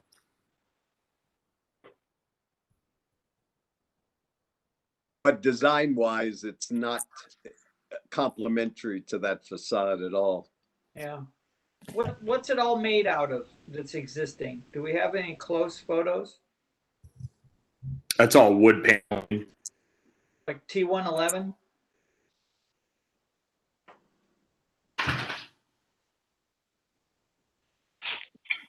Yep. It looks like. Yeah, I mean, Frank, it's a little hard to tell from Google Earth, but honestly, it looks like it's all kind of infill. If you look at the adjacent storefront, I mean, the dark line at the top of the orange looks like a steel shelf angle carrying the brick. Yeah. Yeah, you could see if that was painted the same color as the that dark brown, it would complement the existing fenestration opening where the storefront head is at the top. About 2 orange awnings to cover up the ugly material.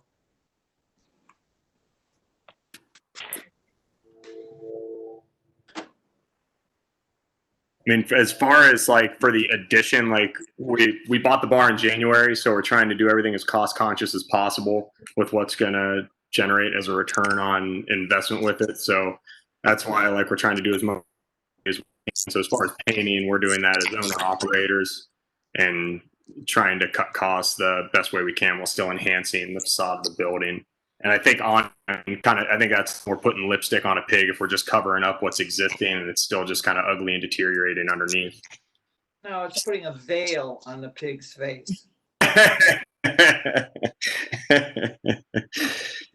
I mean, it's largely a lot of what we've been dealing with this establishment. We've been battling out of a deep, dark hole that we've been buried in over the last 50 years of neglect under prior ownership. I mean, it's been a very uphill battle, which we always thought throw everything in up front and it's all going to return over time. And then with everything that's happened this year, it's definitely been a big gut shot. And this year is going to be a lot harder to get through than we thought. And every time we walk up and down High Street Friday, Saturday nights when we see neighboring businesses doing well, we just can't understand why we can't get the exposure that we want to drive traffic in. And it's just, everybody walks by, half the people don't even know a bar's there. I mean, Mama's Pasta and Brew probably got more traffic than us, and we're sitting right at Lane and High on one of the biggest universities in the country.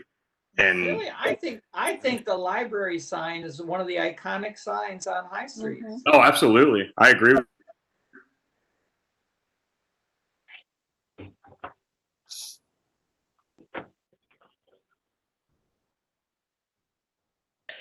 So do we have a motion or do you want to table this?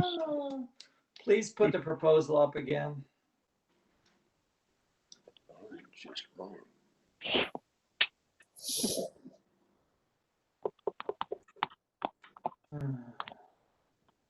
See, if I was going to use the orange, maybe I would use it on that centerpiece, but the overhead, I still contend on both sides that should be the dark brown to accentuate the architecture of the building. I agree with Pasquale.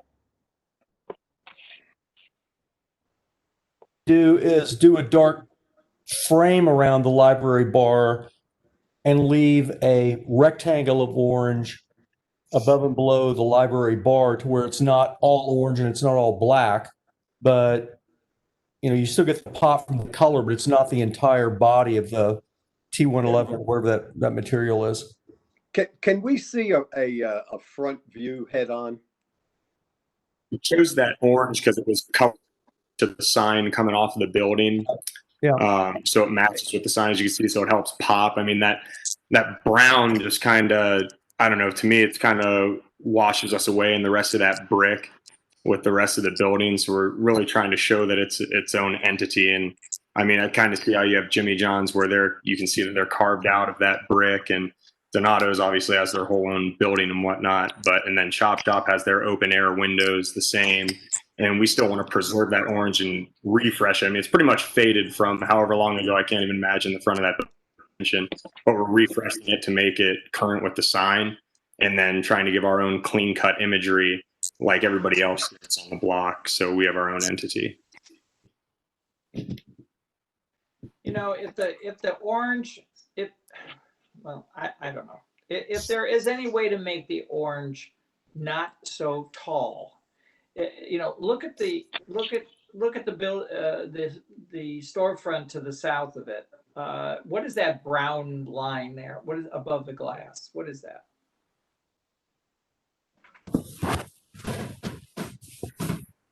That's north. Oh, I think that was metal, Frank. I don't know what it is. I can't tell. It's just metal to frame out the top of their certain brown thing. I wonder if that line could be carried across somehow, and either the orange be just from that line up or that line down or something. If in fact we approve orange, I shouldn't even presume that. Yeah, but I'm just wondering if it could be helped by being slimmer. Yeah, I don't think so, Frank. If you look at the way the library sign composes with that vertical element and then the two door openings on either side, just accentuate that vertical in orange and then allow the left and the right. You could even carry the orange into the door openings. Yeah, I was going to suggest maybe the left side of the left door to the right side of the right door to be orange. Yeah. I don't know. I don't have any thoughts really. And just point of information, the orange of the sign is not the same as the orange of the existing horizontal element. Currently, no, yeah, that's about 50 years old of sunwash on the existing. I'd imagine that whole building's seen better days over the past. We're just trying to kind of bring it back to where it needs to be, because it's just, we can do as much of the inside as we want, but it's got to pull people off the street to get people through the door before they can even experience that.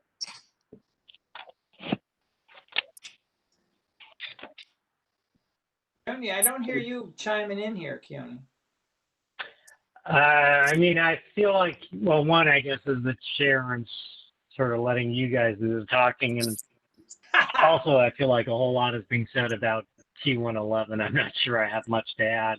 I mean, you know, in my ideal world, I guess you would take out all that infill and you would fill it in with storefront, like the adjacent businesses. But I get that the applicant's probably not ready to make that kind of financial commitment in the sort of times we're all in. I don't personally have a huge issue with the orange. I mean, I think the T111's there whether you like it or not, and you know, you might as well just embrace it for what it is. I mean, that's, you know, I was trying to, I don't want to, like, you know, go against the rest of the board's opinions, but I mean, I look at that scheme and I think, yeah, it's, you know, given what it is, I don't have any big problems with it. How about we get rid of the You know, if I wanted to quibble, I would say I would make the library bar and patio lettering the same sort of offensive teal green as in the historic sign, just to kind of bring in the historic connection more. And how about getting rid of the ampersand and making that vertical section, or that square section between the two horizontals, brown?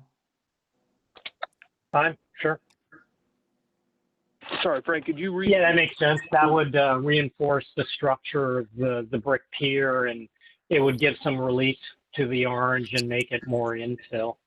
And I don't think it needs to say "and patio." We get it. The library bar patio. What about the size of the letters? They're kind of big. Maybe it should say the library bar and patio just on the left side and not say anything on the right side.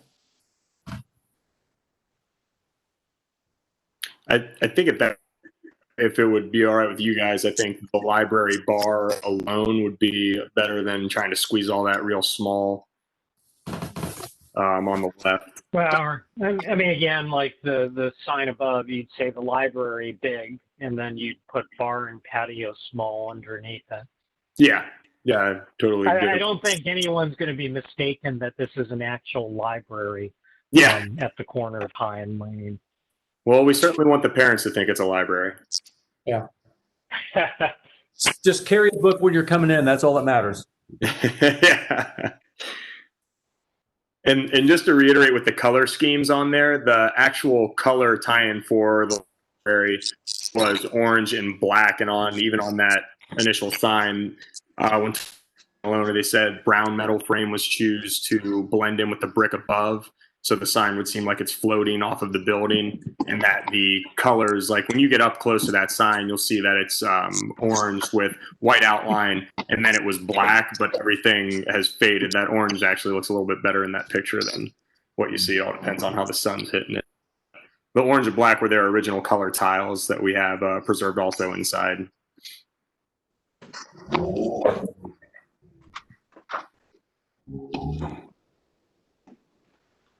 I don't know. Is there enough consensus for someone to make a stab at a motion?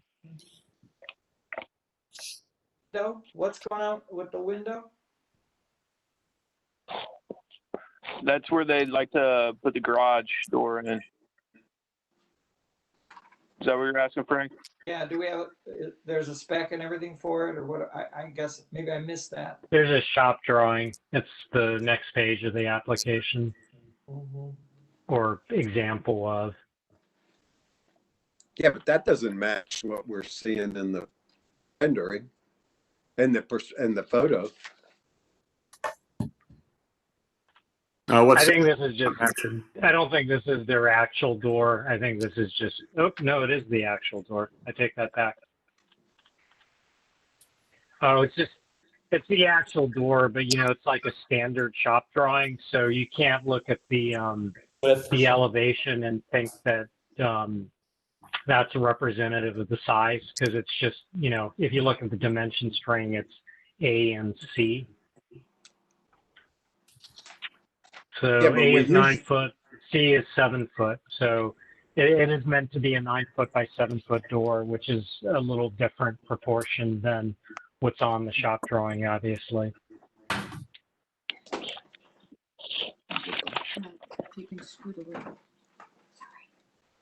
Do we have enough for a motion or a table? We still have 5 applications to get to, including the conceptual review. And we're definitely I have no motion to make, so somebody else maybe will.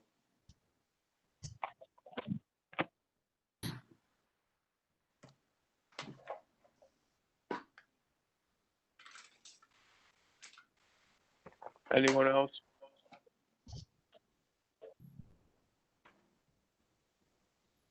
All right, let me try and help this out. What do you, I mean, Frank, if the center pier goes to black, so the orange is where the south and north of the pier. I mean, the garage door to me seems reasonable. I agree with staff's recommendation. It should be clear glass. I don't know, board members okay with the big orange stripes if it's broken up by the black vertical? I am. And then I guess it just comes down Yeah, to the let's logo. just do it. Let's just do it. And then bar and patio in small letters beneath the library. Okay. You want to make it, or you want me to make it? All right. I move that we approve the application with the following conditions. That the horizontal orange monster be broken up in the center, such that that center portion be painted to match the dark brown of the section below, and that the returns of that projection be also brown, such that the orange will only be in a single plane in 2 locations. That the sign that staff will review will be no larger than the words "the library," centered on the larger orange portion, and that bar and patio will be made very much smaller, centered underneath the library, and that the operable window have clear glazing. Is that it? Yeah, I think that covers it. Can I get a second? A second, KB. Great. All board members in favor, say your name to indicate approval. Aye. Yes. KB, yes. Here, yes. Frank, yes. Pasquale, no. County, yes. The motion passes. Thanks, Paul. Thank you. Okay, next one, the lineup 2450 North High Street relief, UID 20-9-002. Yep, Mr. the current building is a mixed use with commercial on the first floor and apartments over top. Cited zone C4 commercial and has a neighborhood mixed use land recommendation. The applicant is proposing to remove 3 existing awnings and install a white LED illuminated channel letter sign on the brick facade. The logo letters feature black aluminum channels with white acrylic 1-inch black trim caps. The letters are between 24.5 inches tall and 31.5 inches tall, with an overall length of the text logo being 29 feet and 7 inches. Additionally, all electrical jumps between the letters are done on the outside of the building with threaded rod painted to match the building. Staff recommends conditional approval. The University District Plan recommends that wall sign graphics be between 8 and 16 inches. The current proposal exceeds plan recommendations, and therefore staff recommends that the letter height be reduced to between 8 and 16 inches. Staff recommended conditions are 8 to 16 inches and center the graphics on the building between the doors.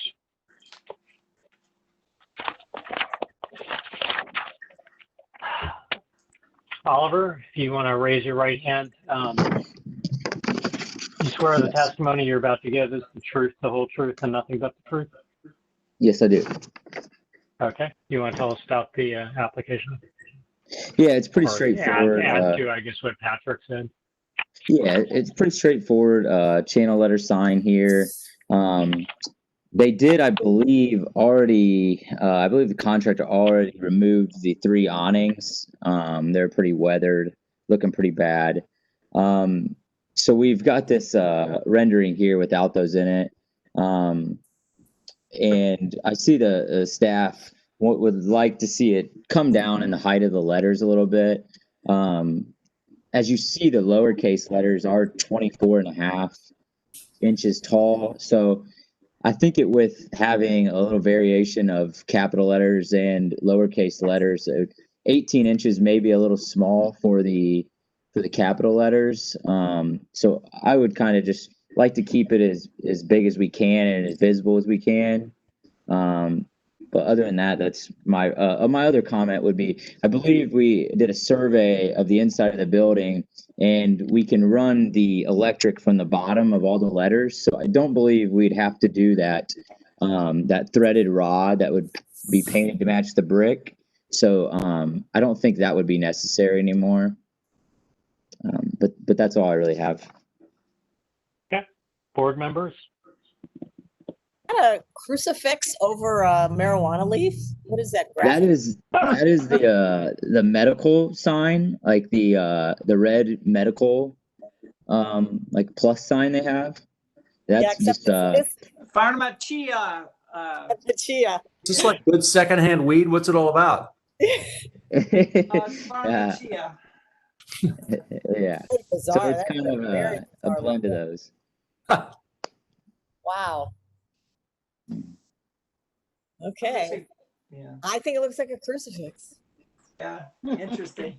I'm going to suggest that you take the relief center and scale it down to be no wider than the glass in the center bay, and that the funny logo be to the left of that, and that would make the relief center on the center bay. And then I suspect that once you add the logo to it to the left, that would somewhat center on the pediment or whatever you want to call it, the gable end above, because it's What's unfortunate, Frank, is that doesn't correspond with the third window from the left. That would be better.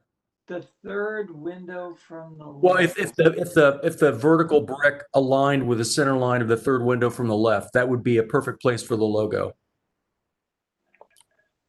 But it doesn't, so it's kind of moot. Okay. I don't know. I'm just trying to.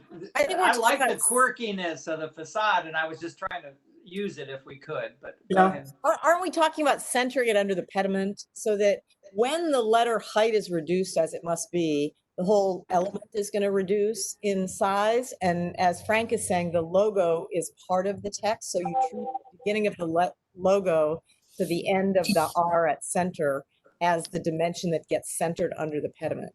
Yeah, and I'm suggesting that maybe what'll happen is that the letters will center on the glass. I really feel like it's important to redraw this because the significant change in the graphic is going to be notable because those letters are way too big, Does that give you clear direction, Oliver? It sounds like the request is to shrink the whole thing and come back to us with a revised drawing. Yeah, that's fine. I heard Frank saying about being within the middle windows there. Is he saying that the logo icon could be outside of those windows, but just the text needs to be inside those? It's just a gut feel that if the letters were no wider than the glass, they would be about the right size. And then the logo needs to be scaled down at the same proportion as the relief center gets scaled down, in my opinion. Okay, gotcha. But Yeah. like KB says, it depends on the funny relationship between the pediment and the bays at the bottom and the windows, and they have to be looked at. And I do think there's an interesting solution here to make it all work, but you know, we got to see it. Mm-hmm. I understand.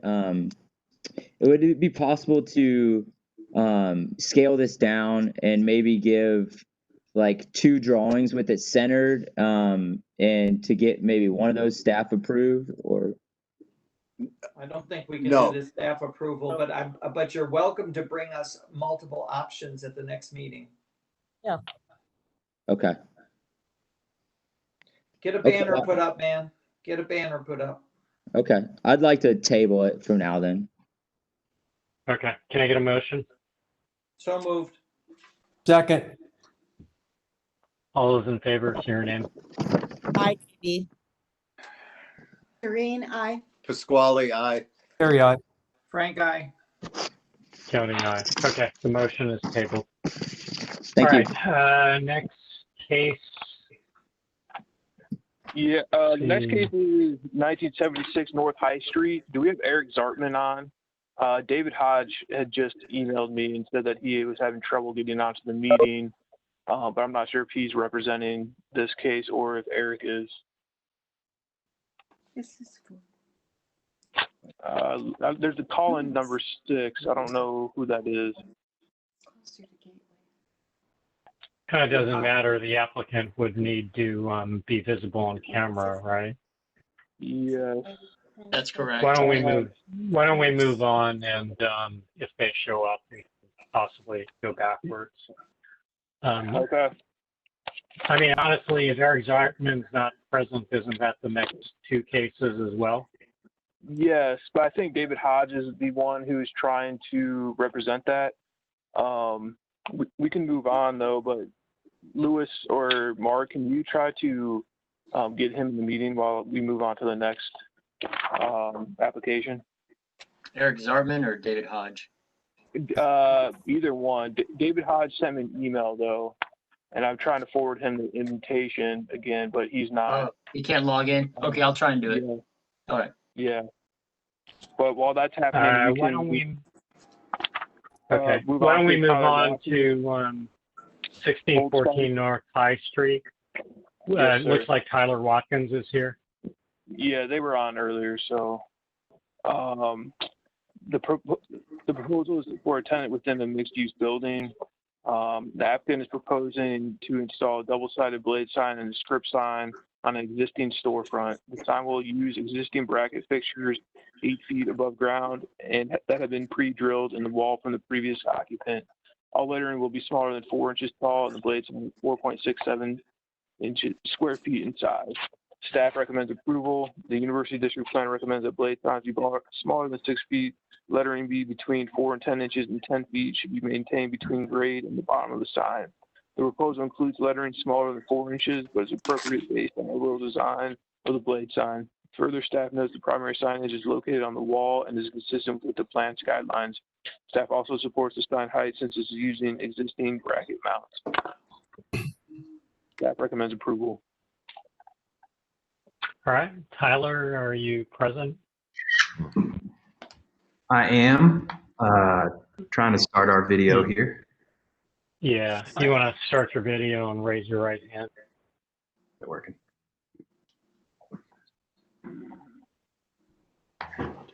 Yeah.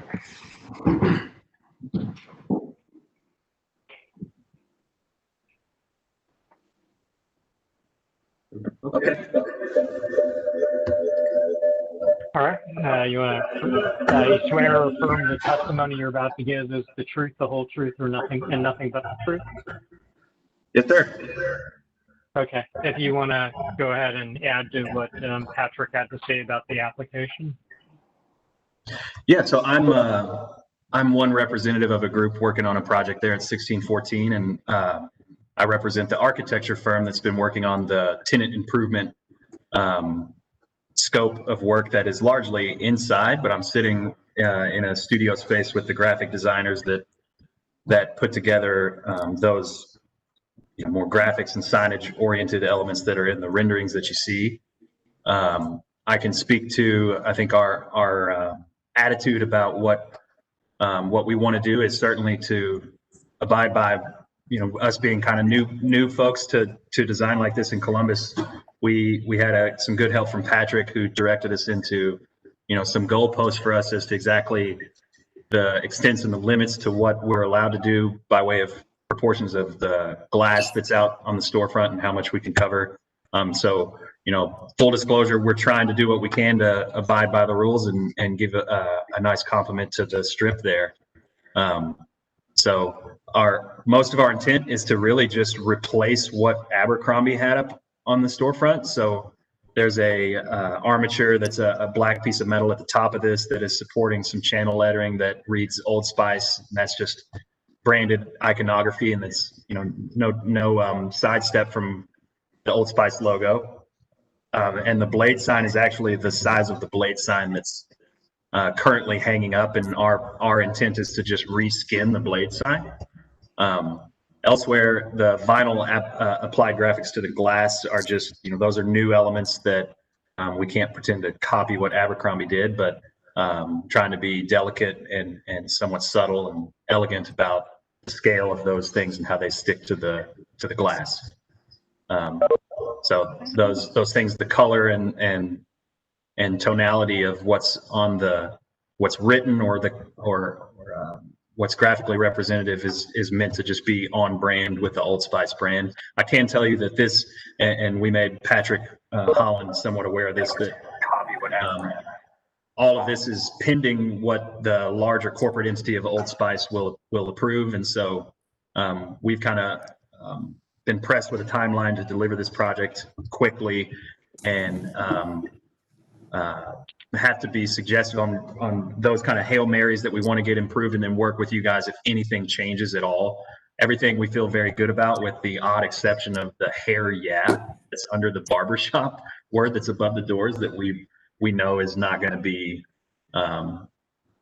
ultimately printed and hung on the building. So happy to field any questions or concerns you guys have, and excited to get the project started. I have a question. Comments from board members? Go ahead. I have a question. Can you explain to me what the text under the portholes means? KB, that's exactly what bothered me too. Go ahead. I'll pass it to you. Hold on one second. The graphic designer is here with me. His name's Austin Dunbar. So that's really comes from the brand tone of voice and the brand promise is the Old Spice to help guys navigate the seas of manhood. So obviously it's an alliteration play on the ship being obviously the logo, the iconography from the brand, and Old Spice has a very witty tongue-in-cheek tone of voice to it, and so we just wanted to bring in some of that kind of fun to the front of the building, to really what's going to echo within some of the stuff, tonality and tone of voice, again, that we're going to be doing on the interior as well. So that is the brand. Go ahead. I appreciate irony. I just wonder if you're begging for graffiti. Okay. Just as a reminder, the High Street Design Guidelines. We cannot talk about content. Again? We cannot talk about content. I'm not talking about content. I'm sorry. Are you talking to me? Are you talking to me? I'm talking to you. I'm anticipating the fact that the comment or the question that I'm asking has nothing to do with our approval criteria. I was only asking a question out of curiosity. So that I just wanted to hear the guys talk about that. That would have nothing to do with my evaluation or approval. Oh, I'm sorry. I misunderstood. But the guidelines. Can I talk about the guidelines? Sure.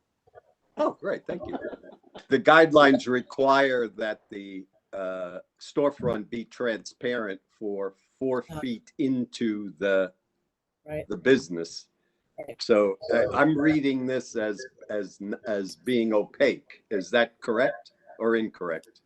That is incorrect. So those things, I can't point to what I'm pointing to on my screen for you guys to see, but everything with the exception of the bone white colored text and graphics that is placed on the glass is meant to be completely transparent glass. Okay. Thank you. You can see how that's kind of hard to read. Yeah, I understand that. Yep. And there's, yeah. Any other questions? I think it's a very handsome storefront. My only question is, I really like the Old Spice sign, but I have no faith that it's ever going to look like that. Especially when your description says it's going to be this or going to be that. So how are you going to make letters like that? Those are three-dimensional. Those are three-dimensional, not just they're three-dimensional letters. They have different thicknesses, both directions. Yeah, I mean, I think for now the plan is to, if this were to be produced as you see it, it's certainly a three-dimensional channel letter that we're looking at acrylic as a substrate, and that would have to be a prismatic, and that would have to be hung on a cleat that's fastened to the backside of the rail that you see there.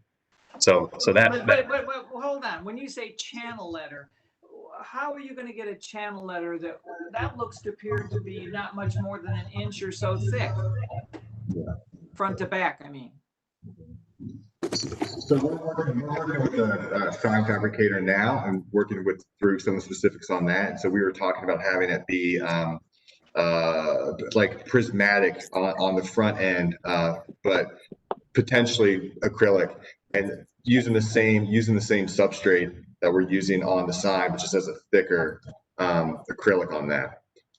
So at the time that we submitted this, we weren't in connection with the sign manufacturer, and so those details are now starting to get ironed out. But you're telling us that you want us to approve a sign that you don't know how you're going to make. I don't think that's necessarily. What do you mean? We don't necessarily know how we're going to shape it. I think all we could do is do conditional approval on the design, but we need the work, we need the drawings in order to sign off on this thing. Yep, we're looking to, hopefully pending this conversation and our applications with the building department to start construction fairly soon. And part of that process is hiring a sign vendor that will give us a spec on what we're proposing be built. And we'll certainly pass that along to you guys for approval. Great. I think it's an elegant design, so I look forward to that. Yeah, I think so. So what are we voting on? We're not. Sounds like, yeah, it sounds like we're going to vote to table the motion for now, pending the applicant returning with shop drawings for the actual sign. That's what I'm hearing. Right. And I guess you can make that sign look like that. I hope you can, because that is a very nice sign, and I just hope you can do it. Well, thank you. I guess I'm hearing that pending the way that Old Spice 3D letter thing is constructed, generally the feel and the design of the project is within the right goalpost. I think you're hearing that. Yeah. Yes, I would agree. I mean, it's an elegant proposal, both in terms, from my view, both in terms of the design and the way it was presented. I mean, I think Frank's request to be assured that the sign can be fabricated the way you obviously want to, I think is a reasonable one. And I think it seems to be pretty spot on. All right, can I get a motion? I move we table it. Second. Pasquale, second. Carry on. All those in favor, say your name. Aye, KB. Aye, Carrie. Frank, aye. Jerry. Aye, Pasquale. Doreen still there? Doreen there? Yeah, she said aye. Oh. Okay. All right, Keone, aye. Okay, the motion's tabled. Thank you. All right, looks like Mr. Hodge has joined us. I have another David. meeting, and it's after 6 o'clock, so I can't stay.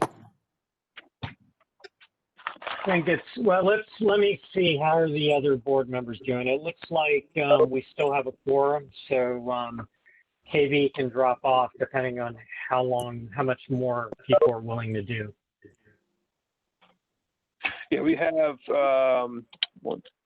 four more applications, and one of those is a conceptual review for 1778 North High Street. Patrick, I spoke to David Hodge. It appears that the Eric Zartman case isn't going to be done today, but he can handle that. And Okay, okay, David, which one This is? one is not going to be done. Is that the Canes one or the ethylene tank? Mr. Grado killed ethylene tank at the University Area Commission, so that is on hold indefinitely. Okay. Okay. That's power. Excuse me. Correction, Mr. Hodge. Your client killed the. Correct. That is correct. That is correct. Mr. Grado brought some things to my attention regarding that property that need to be addressed before that application will proceed. That's probably more accurate. Understood. Okay, well, But I appreciate the sarcasm again. It takes two cases off the agenda, so that simplifies it for the rest of us. Dan, are you here about 1976 North High then? Yes. Okay, Patrick, you want to tell us about that? Yes, sir. The site is located within an existing commercial building and work is being completed on the south facade. The applicant is proposing to install an admiral on the south wall of the building located at 1976 North High Street. This application is located in an existing admiral that is eligible for staff approval based on adopted design guidelines. The existing size of the admiral is 31 feet wide by 16.75 feet tall. Excuse me. The current proposal features a 3D disco ball that extends 3 feet out from the edge of the wall and is 6 feet tall. Text makes up about 4.8% of the mural area. Due to the proposed 3D element, staff has requested board review in lieu of staff review and approval. Excuse me. Staff recommends conditional approval. The University District Plan recommends new signage be designed to be a logical complementary component of the overall design of the storefront, and as crowded or cluttered graphics arrangement should be avoided. The addition of a three-dimensional element is not complementary when considering the entire site context. Additionally, staff has concerns about the precedent of approving a three-dimensional element as a part of an admiral location. The two-dimensional element of the admiral are consistent with the admiral design guidelines. Staff recommends conditional approval. Conditions being removed the proposed three-dimensional element. Is it going to spin, David? All right, Dave? It does not spin. You know, one of the things that I feel like we've always been criticized about for this location is that it's been boring. And when I saw, I apologize. Was David Hodge sworn in? I don't know. I'm sorry. I was not. He was not. No, you're right. Thanks for that, Louis. David, would you like to raise your right hand? Do you swear that the testimony you're about to give is the truth, the whole truth, and nothing but the truth? Yeah. Thank you. Thank you. Okay. Go ahead, David. Okay, first of all, I should apologize to everybody. I had some trouble getting in here and understand that this is coming back and revisiting this in its past time on the agenda. So I appreciate you staying a little after and hearing this. We've always been criticized, at least from my perspective, for being too boring on this wall. When this was initially discussed years ago and we came through the process, it was at least my perception that the board thought that this having a mural on this wall could be acceptable if it was exciting and interesting and did some fun things like years ago when Orange Barrel first came online and they had the soccer ball crashing into the building, some of those types of things. So this is before you, as staff said, because of the three-dimensional element here. And hopefully folks agree with me that this is exciting and it's accomplishing some of the goals that we kind of set out to accomplish when this was initially done years ago. I'll leave it at that and do my best to answer questions. Any questions, comments from members of the board? Yes, basic question. Is this a 3-month sign or is this going to be a permanent sign? No, this is not permanent. This is 90 or less or whatever our maximum allotment provides. It won't exceed that. Okay, so it's just the it's like all the other signs we've been doing to help put your kids through college. That is correct. Okay. Okay. I Nothing just wrong wanted to with make that. Nothing wrong with that. I just wanted to make sure. As I've said, you've probably heard me say these entrepreneurial side hustles are a lot more fun for me these days than working for other people all the time. So I am particularly proud of this accomplishment with this side. Right. Just had to get back at you, man. You have a mind like a steel trap. Those are the words I used 5 years ago or whenever it was. Yeah. Right. David, I think it's fine, other than I do have a question about the text size. How come it looks like you're not including the black and white raising canes in your calculation of text? Is that correct?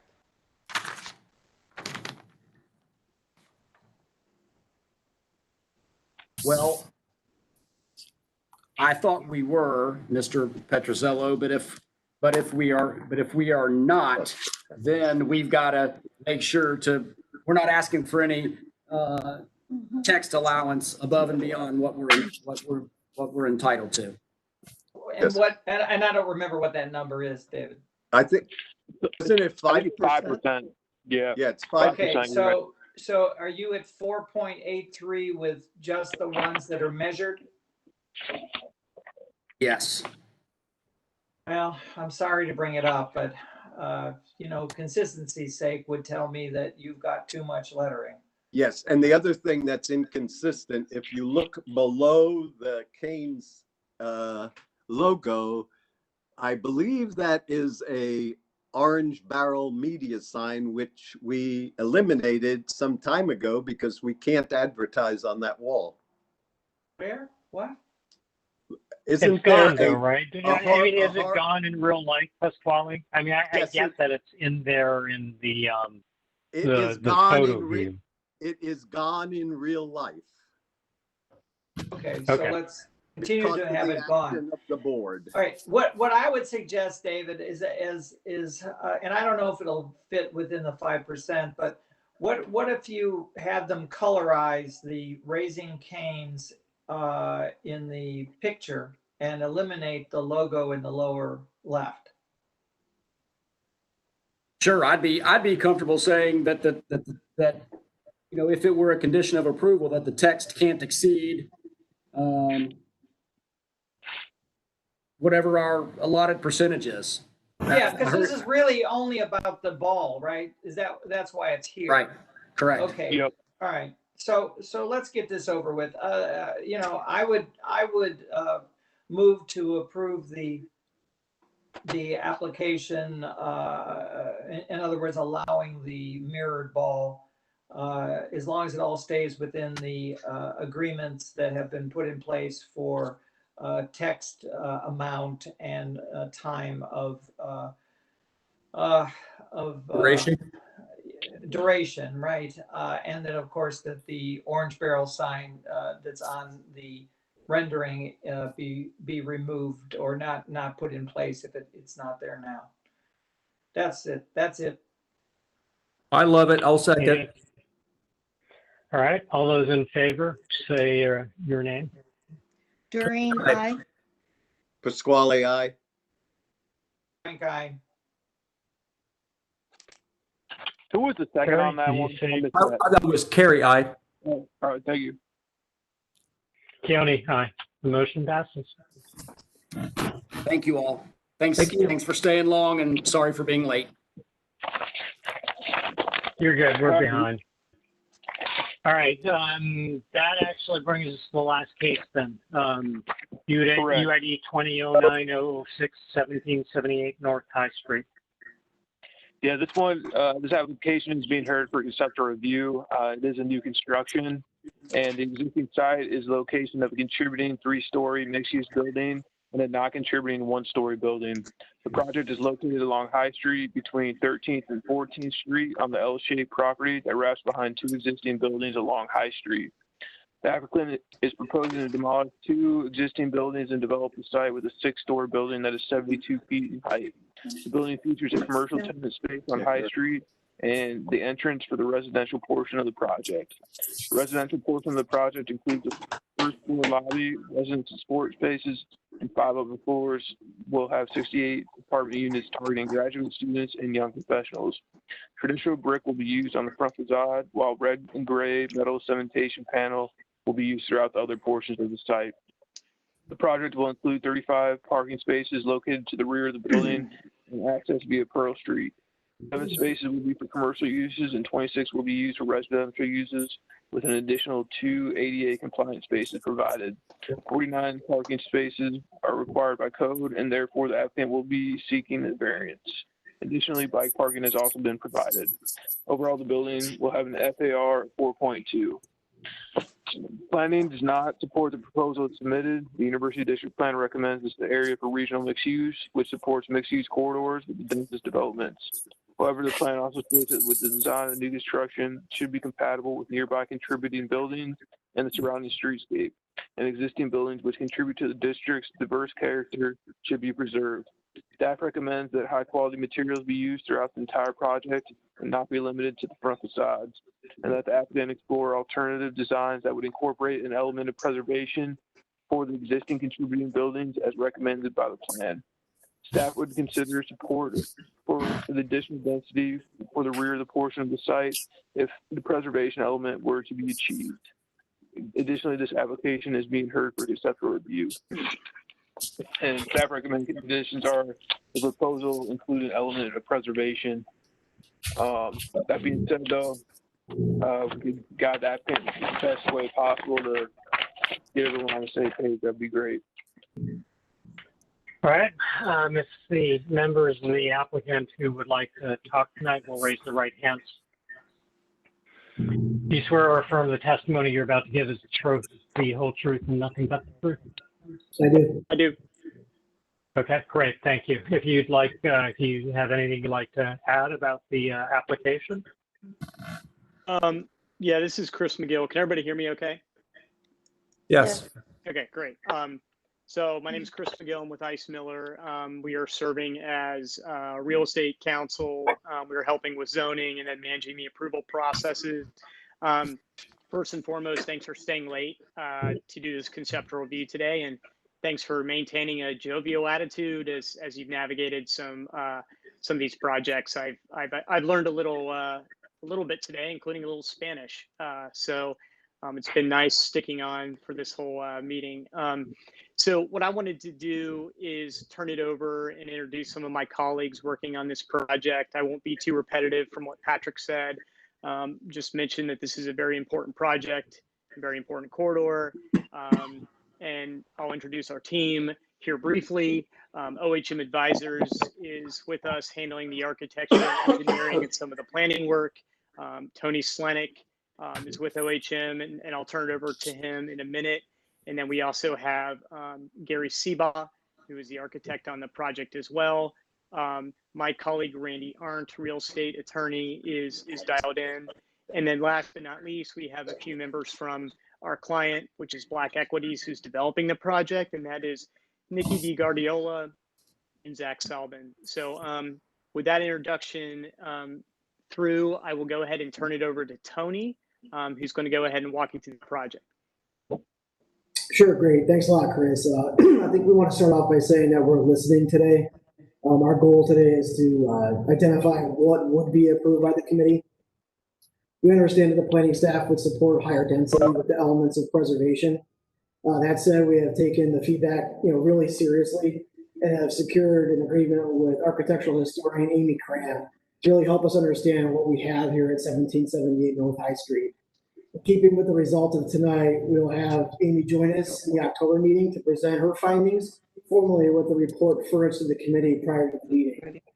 When we resubmit for approval in October, our submission will reflect the discussion tonight for sure, and what we learned from Amy, coupled with the guidance from the University District Plan, keeping in mind that the existing and future context of our development. We also need to consider the cost impacts and the density impacts that would prohibit us from moving forward.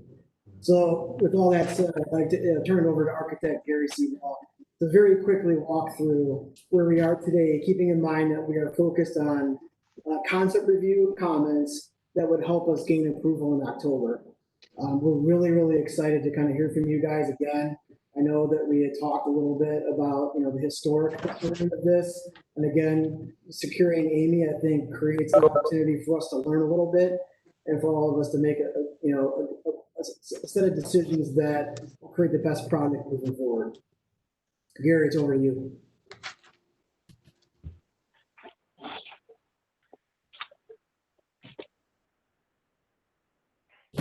You're on mute, I think.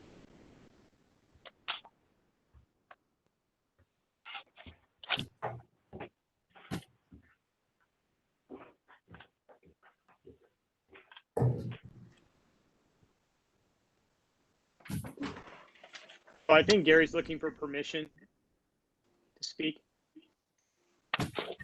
He's not muted. I don't have him muted on my end.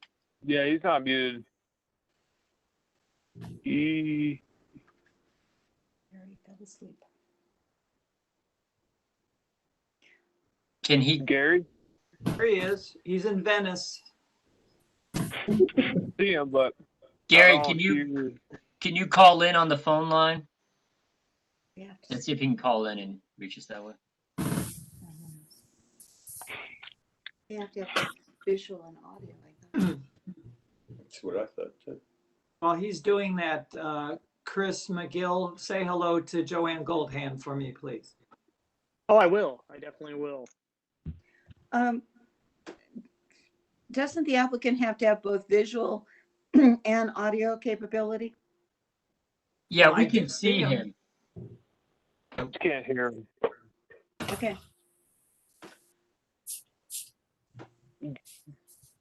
Gary, are you calling in? Can you give me a thumbs up if you are? Okay, thanks. All right.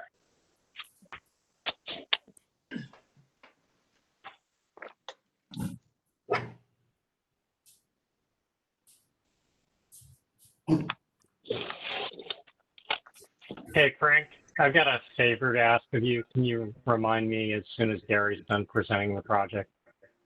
Okay, as soon as done, okay, I'll remind you. You can also text me if you need to. Well, nah, it's relevant to this. I guess I can ask it now. When the applicant's done presenting, will you remind the applicant of who they need to listen to for approval? I think you made that observation with regard to CDG, and I think it's relevant to this. Yeah, I hear you.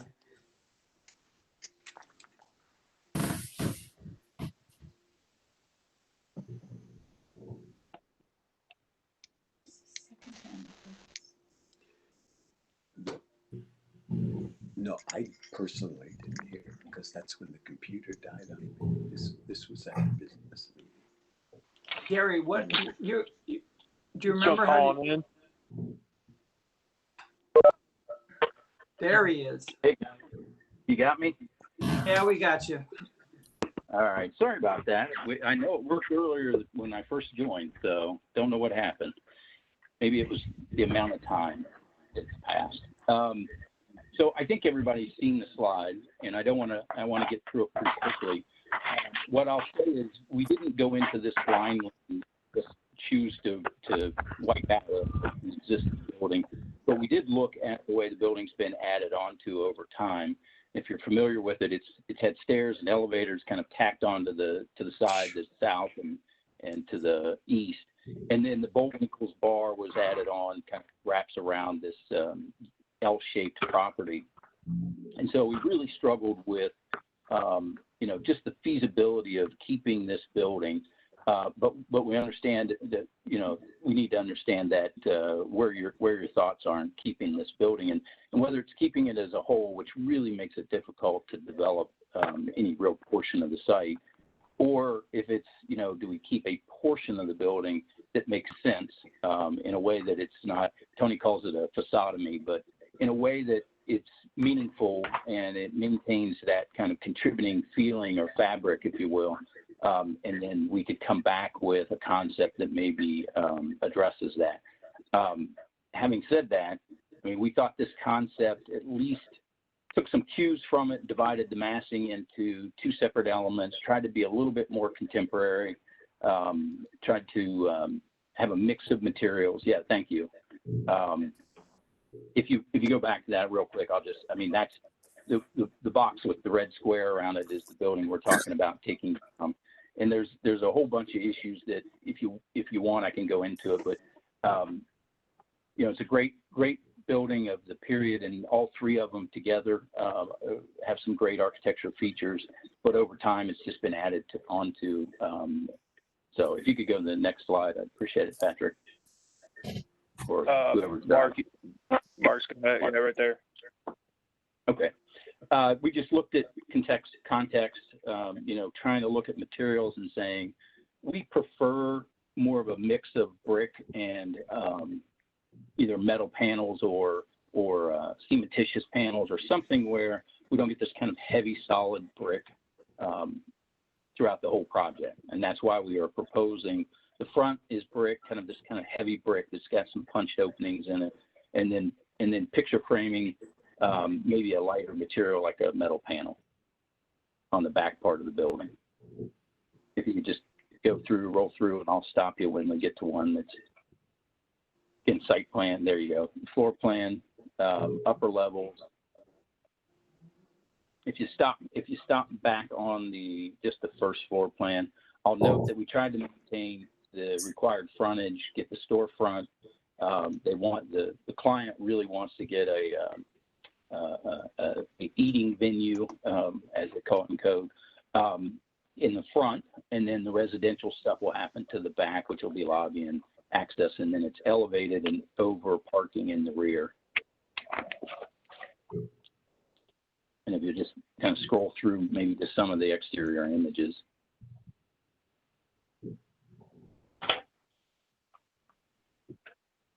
Again, we chose two different colors, trying to really emphasize, you know, the scale so it wasn't one massive block high street. Could push the balconies into the building so they're a little bit more kind of punched into the front of the building, and then they're cantilevered out on the rest of the building.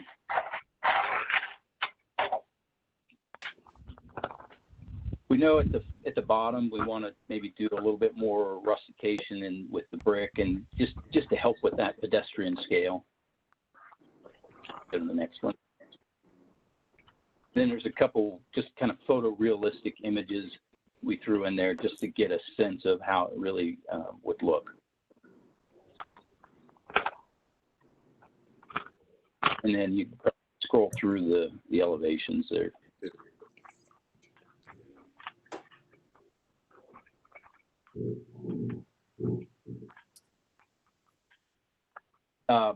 And I understand, you know, I think we're open to metal panels or fiber cement without fasteners or some other material that isn't quite as heavy as the brick.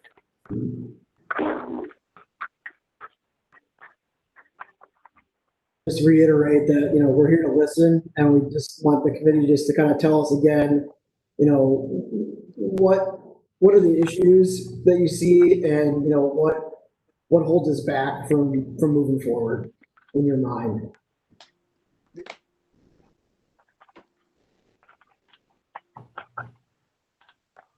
I could. Oh, go ahead. Well, Pasquale, Keone asked me to say something. Yeah, correct, Keone? Yes, please. Yeah. I want to caution you on larger projects like this. Everybody has an opinion.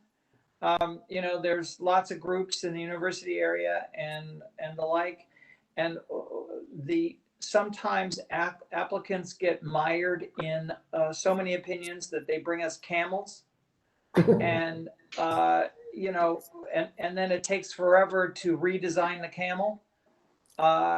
So, you know, I think you need to pay attention to what people's opinions are and think about them.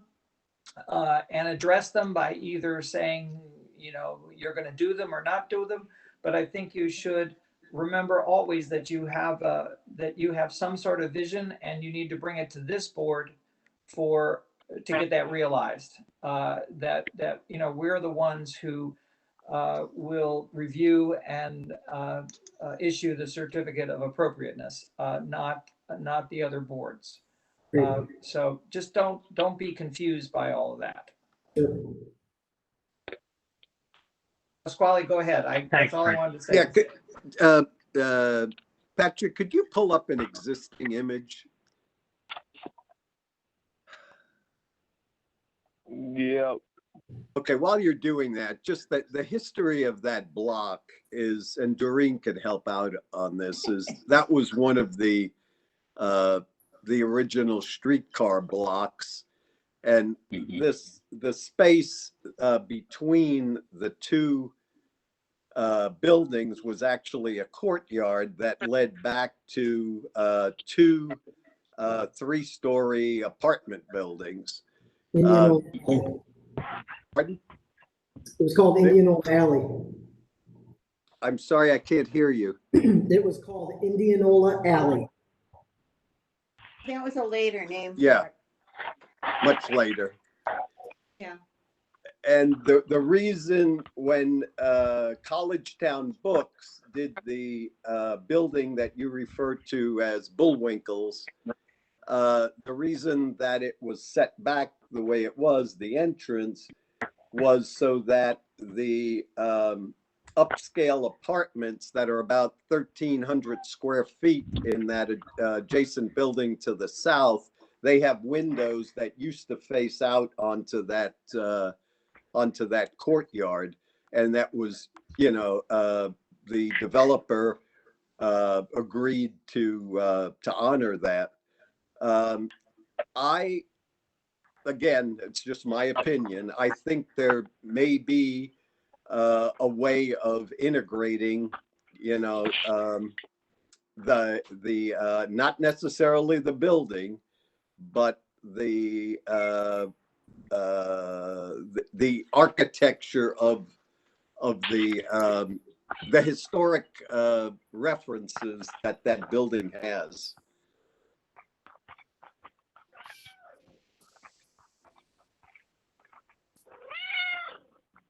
Who's got the cat? Fine. Pasquale, you done? Or? No, I don't have the cat. Okay. Yeah, I'm done. Yeah. Gary, a couple of things. I'm glad to see the building being put out of its misery. This was the castle. This building has been brutalized so many times over the years. Back when I was in undergraduate in the whenever the hell that was, early 70s, until guys, how many times have we reviewed a different weird plan for what is now BB Bop, because of the strange way it's laid out and that sort of thing. So I will not shed any tear for the building. And I think that you did an interesting thing by taking the two-part scheme with the recess, and now you upscaled it.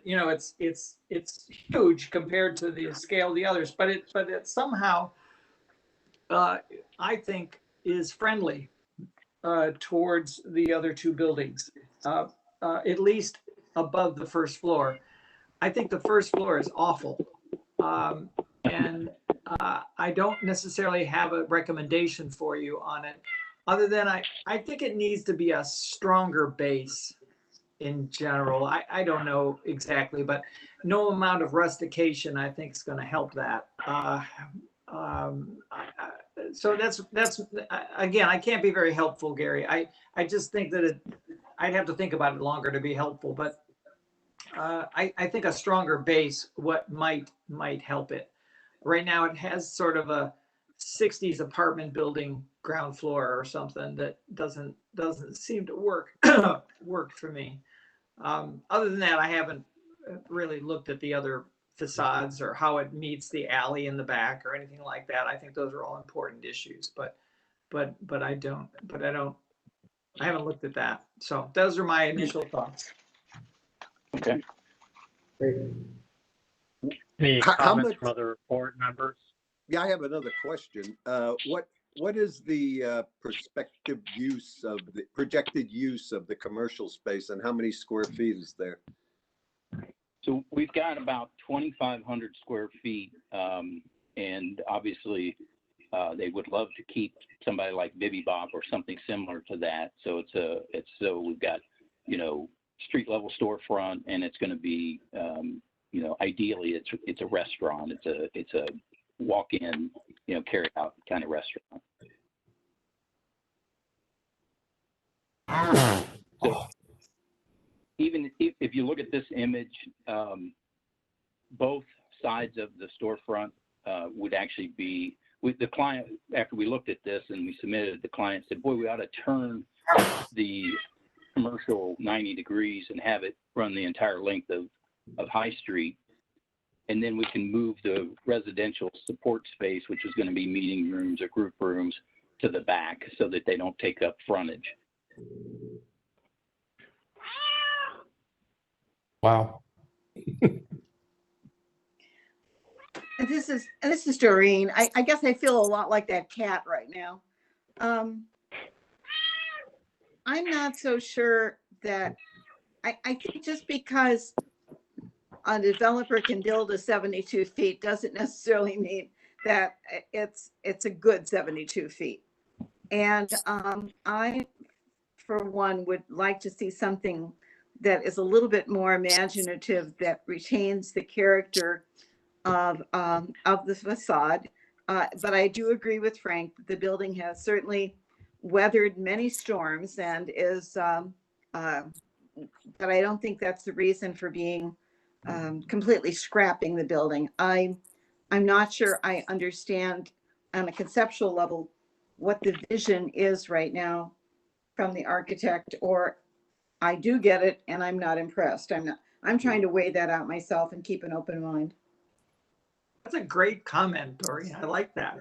Yeah. Hey, could we see the site plan again?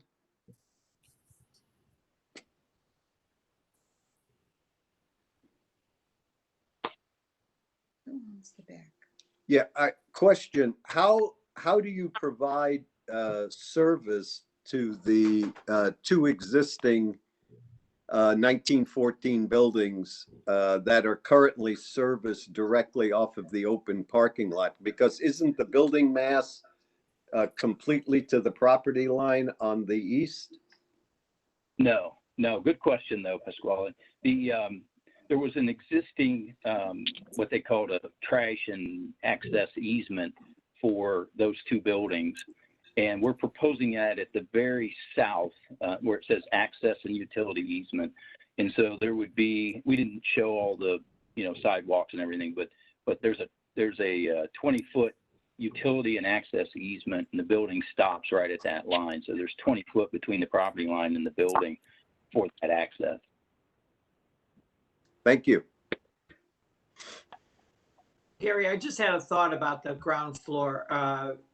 I think the eyebrow kind of ruins it because it stops it and makes it too short. I think the whole ground floor should be upscaled. And maybe the balcony railing should be part of the facade, not a railing. To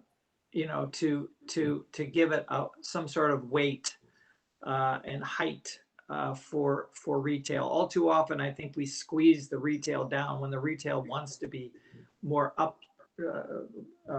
larger scaled. Yeah. Yeah, I was going to say, Frank, this is Kerry, that a non kind of architectural viewpoint is just to celebrate the ground floor more. I think I don't really mind the apartments above, but I think that the tons of people who are going up and down High Street, I don't know that they look up and down that much, but what is the experience from people that are on the east side of the street on that sidewalk? The other thing I would add is that I know that UDO is trying to find places for artwork, and I think there's an opportunity of what they're doing now is it's typically they're finding a underutilized blank wall, brick wall, or whatever for public art. I think what would be wonderful is to, how could you incorporate public art into a new building and to kind of add to the vitality of the high street experience? And I think that's at least an opportunity. I don't know where it ought to be, but I think that's something you should at least think about moving forward. Great idea. Yeah. You know, I'd rather see all the balconies recessed. I think they're very effective on High Street recessed. And I think it would be a much better building with those shadow recesses in it than cantilevered balconies. And I know that that affects square footage. I get it. Okay, but I'm saying from a form standpoint, I think it would look a lot better if they were recessed balconies.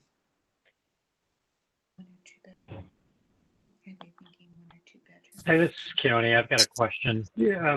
Are you guys going to need zoning variances? Sounds like a parking variance. Are you over a setback line as well? We are currently not over a setback line, if I understand it. We are not required to do the step up, step back in the back. Okay. Okay, that's what I was curious about.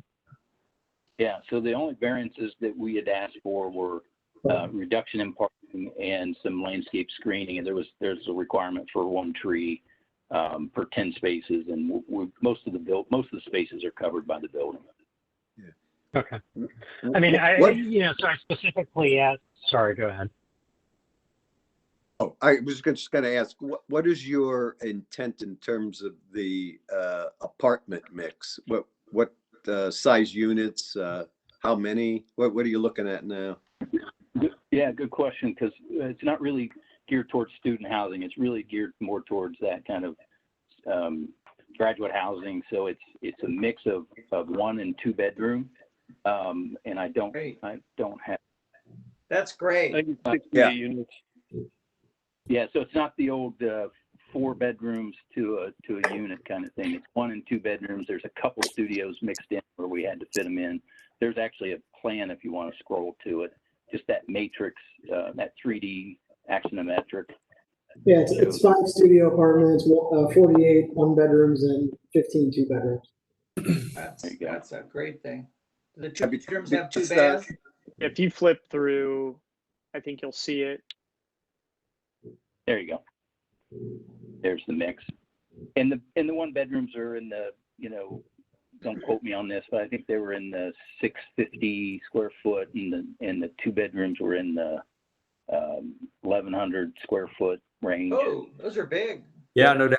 That's kind of market size. Scott, 1,000 to 1,100 is that market. Yeah, Scott Rainey's building directly to the south. Those units, I think if I remember right, they're about 1,300 square feet. And I think they're 2 bedroom, and I think he's getting over $2,000 a month for those. You still have the Pasquale Grado Memorial plaque on that apartment? You mean because I lived there for 24 years? Yeah. Is a little brass plaque there? Yeah, right. So, this I've got a couple comments. I asked Frank to say the thing about jurisdiction because I think you're going to get a lot of important opinions, and I think it's important for you to remember which opinions are going to get you approval. That's obviously going to change a little if you need a zoning variance, but you should just be mindful of that because you're going to hear some opinions arguing for preservation or traditional aesthetics, and some of us will probably care less. You just want to be mindful because you don't want to get derailed like the applicant that started this meeting did. If you are going down the path of preservation, I am going to strongly encourage you to do real preservation, not a facetectomy, because that's not going to be sympathetically received by some of us. So if you want to make an argument for, more bulk because you're going to save the building, really save the building. Don't strip off everything but the facade or say I'm going to replace it in kind because, it's a disingenuous argument that I'm not going to be very amused by. Just if you can't save the building, don't save the building. do something, as Frank would say, of high quality design. I think just be mindful of that. I mean, to my eye, I have no problem with the aesthetics. It's clean and contemporary. I appreciate the nod to the existing building. I mean, I like the existing building. I think the existing building's charming, but I get it. It's old, and this is American property rights, so it's not a landmark building. There's nothing that says anyone's obliged to save it. I think the aesthetics of what you're doing are kind of clean and modern. And I appreciate the fact that, at least at the moment, you're proposing real brick, not foam brick, as some of the other applicants have done. And I hope that you can stay with that. Thank you. Keone, can I add a few things? Sure. I also I'm glad you said that if you're thinking about preservation, think real preservation. I think that's true. I'm not so sure that this building would not qualify for the National Register, which could bring tax credits. And I think what would be absolutely amazing and so well received was an applicant who actually pursued it that way, like the Kelly brothers have been doing with the Neal Avenue School and their work downtown, and really show that those things that we have that are still on High Street, especially, Newport is another one, they can be saved, they should be rehabbed, and they're going to bring far more in the long run into people wanting to live there in this great location in a vintage building that has some recognition to it. So please don't overlook the idea of doing real preservation. Yeah, I think that's a good statement, Doreen. If that's the direction the applicant wants to go, I totally support that. I just don't want some half-assed attempt to replicate the first 6 inches of facade on a modern building and them to claim its preservation. Like I'm sitting on the SHPO board with Ohio History Connection. I really believe an argument very easily could be made for these buildings that are there to be on the National Register.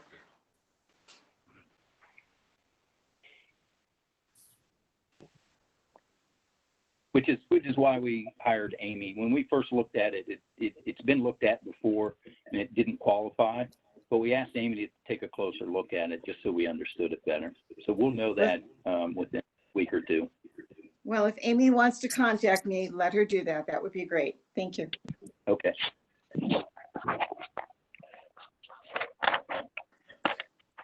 This is Patrick. Is there anything in this application that would be considered incomplete outside of maybe the alley perspective for the applicant for them moving forward? Or would this be considered an incomplete application that could potentially be voted on? It would not be considered complete. Traditionally, the board has, I think they've got materials, but traditionally the board has asked for wall sections and samples of details. So we have some assurance that the building to be built is actually going to be what the applicant says it is going to be. Okay.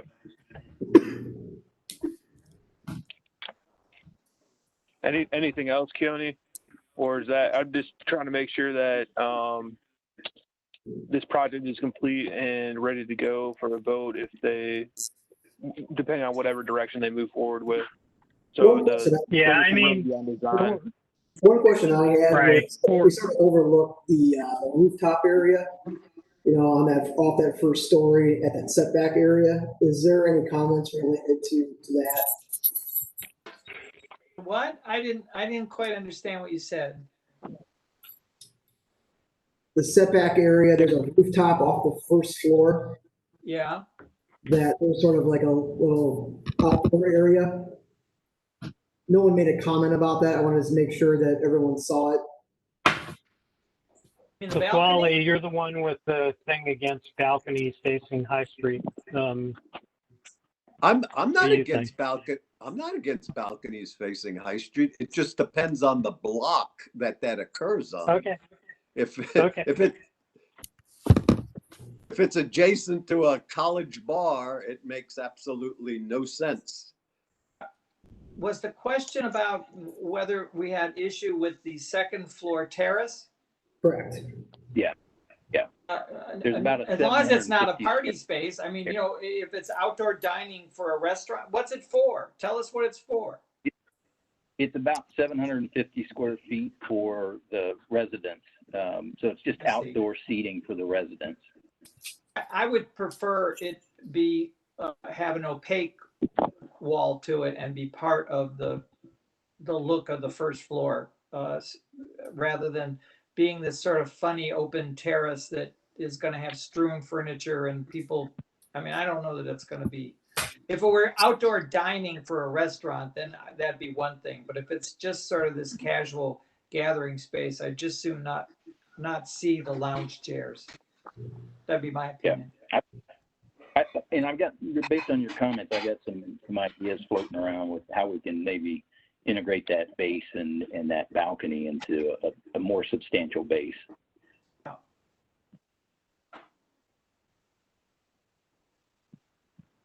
Patrick, to sort of loop back to the question you asked.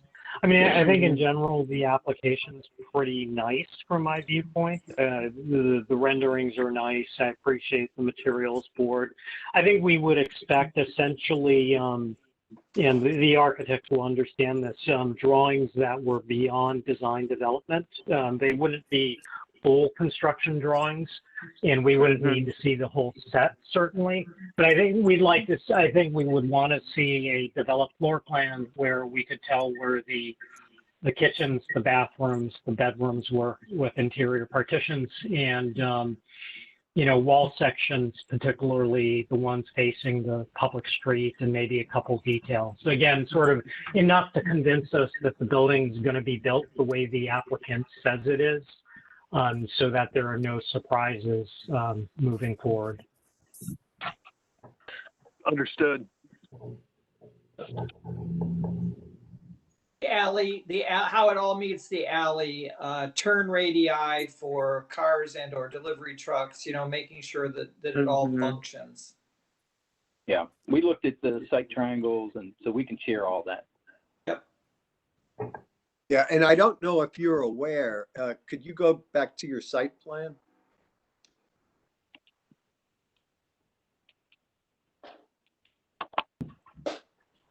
The alley up to 14th has been widened, and this board helped to encourage the university and the developers to put commercial on both sides of the alley.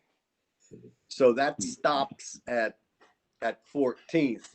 I'm just throwing that out because that's when the board helped develop the idea for the redevelopment between 18th and 14th. We were very cognizant of the fact that that was going to be a major new center with the WOSU building present at the alley in 14th, the prospect of a boutique hotel on the axis of the large plaza that's going to be at 15th.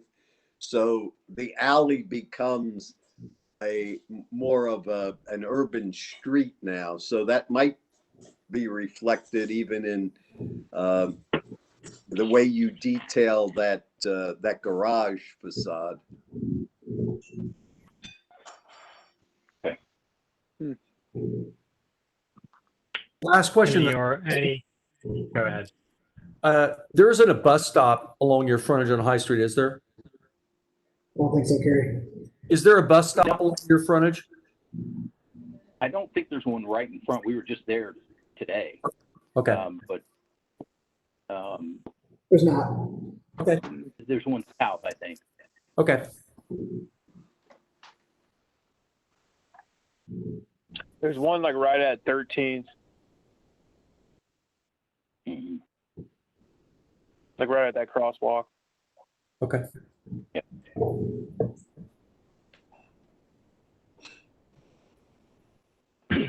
Any other comments or questions from member of the board? I guess I should ask if the applicant has any questions they would like to ask of the board. No, I first of all appreciate the comments. This has been very helpful, and we're going to take another look at this with our client and get back to you. Yeah, I would agree. To the feedback, this is exactly what we wanted. Again, we're doing some further due diligence on the historical piece, and we look forward to kind of taking this all in and making sure we just don't compartmentalize everything and try to keep with a consistent vision. Great. Thank you for your time. Thanks, everybody. Yeah, thank you. Thank you. All right. Only one staff approved application. Anything important there, Patrick?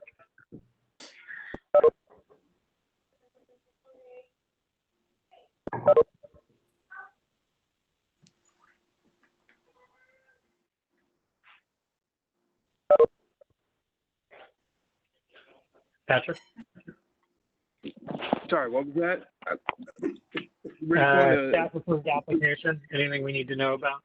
Oh, sorry. No. I thought you guys were looking for questions out there. The only thing was there's a minor building alteration at 1276 North High.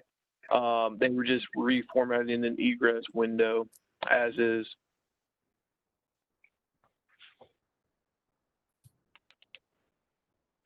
But that was it. That was the only staff approved application. Lost you, Patrick. Okay. Sorry to.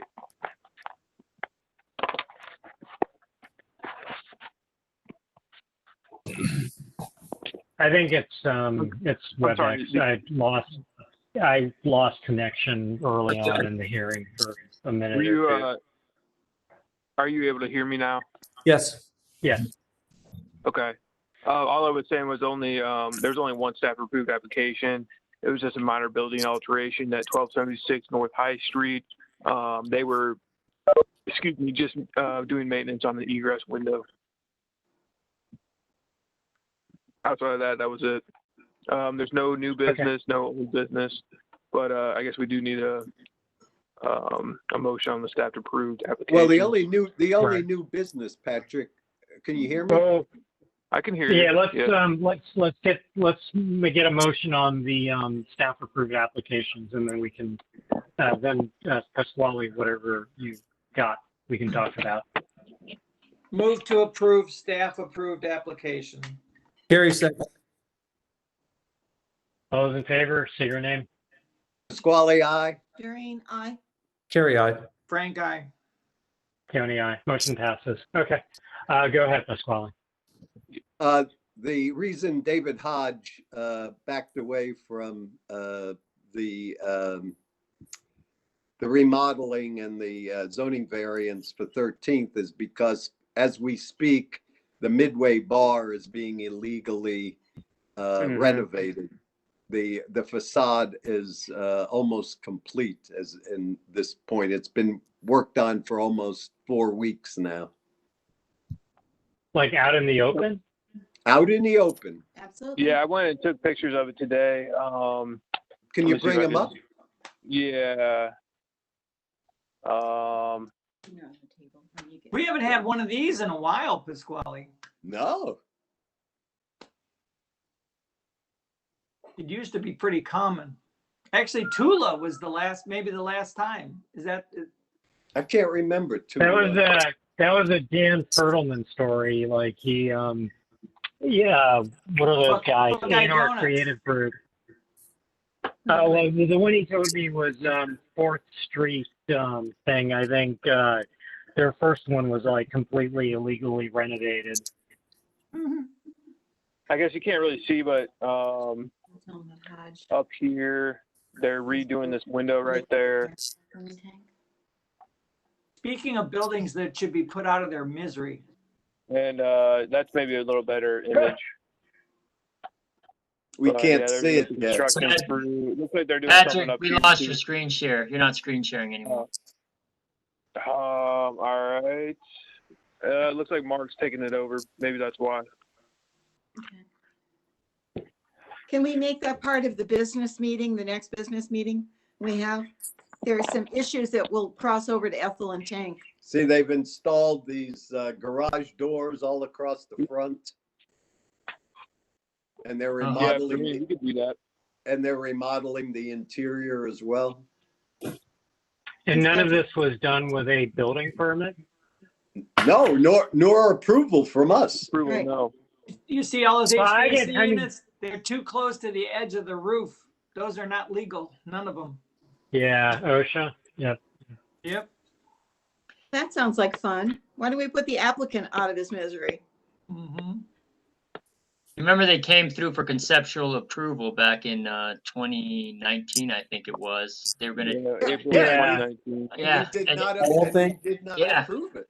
It was just conceptual and we didn't approve it, and so now they just did this. So Okay. they can't claim they were ignorant of the process, right?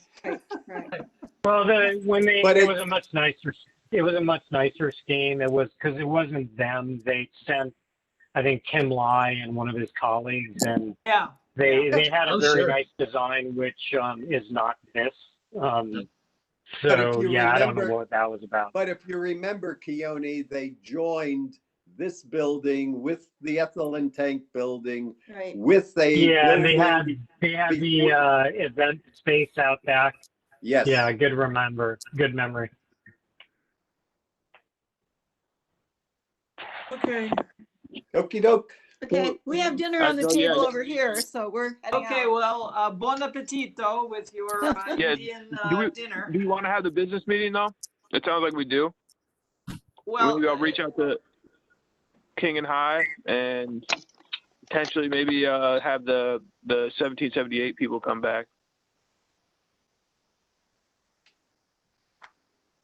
I mean, I think it's a little soon. I think I we're think gonna let have to wait for let them request. Why are we offering? Yeah, Okay, that's fine. I'm asking you guys, so we'll yeah. go ahead and do that. I think that they need to regroup a bit and let us know. Was anybody surprised at the first case at how that ended? Not particularly. Oh, They're I not was listening. very surprised. I thought they came off exactly how they should have come off, which they never have before. Well, it would be good though if they had how's been that, like honest from the wanting beginning. to work with everyone? Well, they immediately said they were going to table it. They didn't try to push. They didn't. I mean, I was surprised. I see. Yeah. Well, I'll tell you the backstory sometime. Okay, very good. Okay,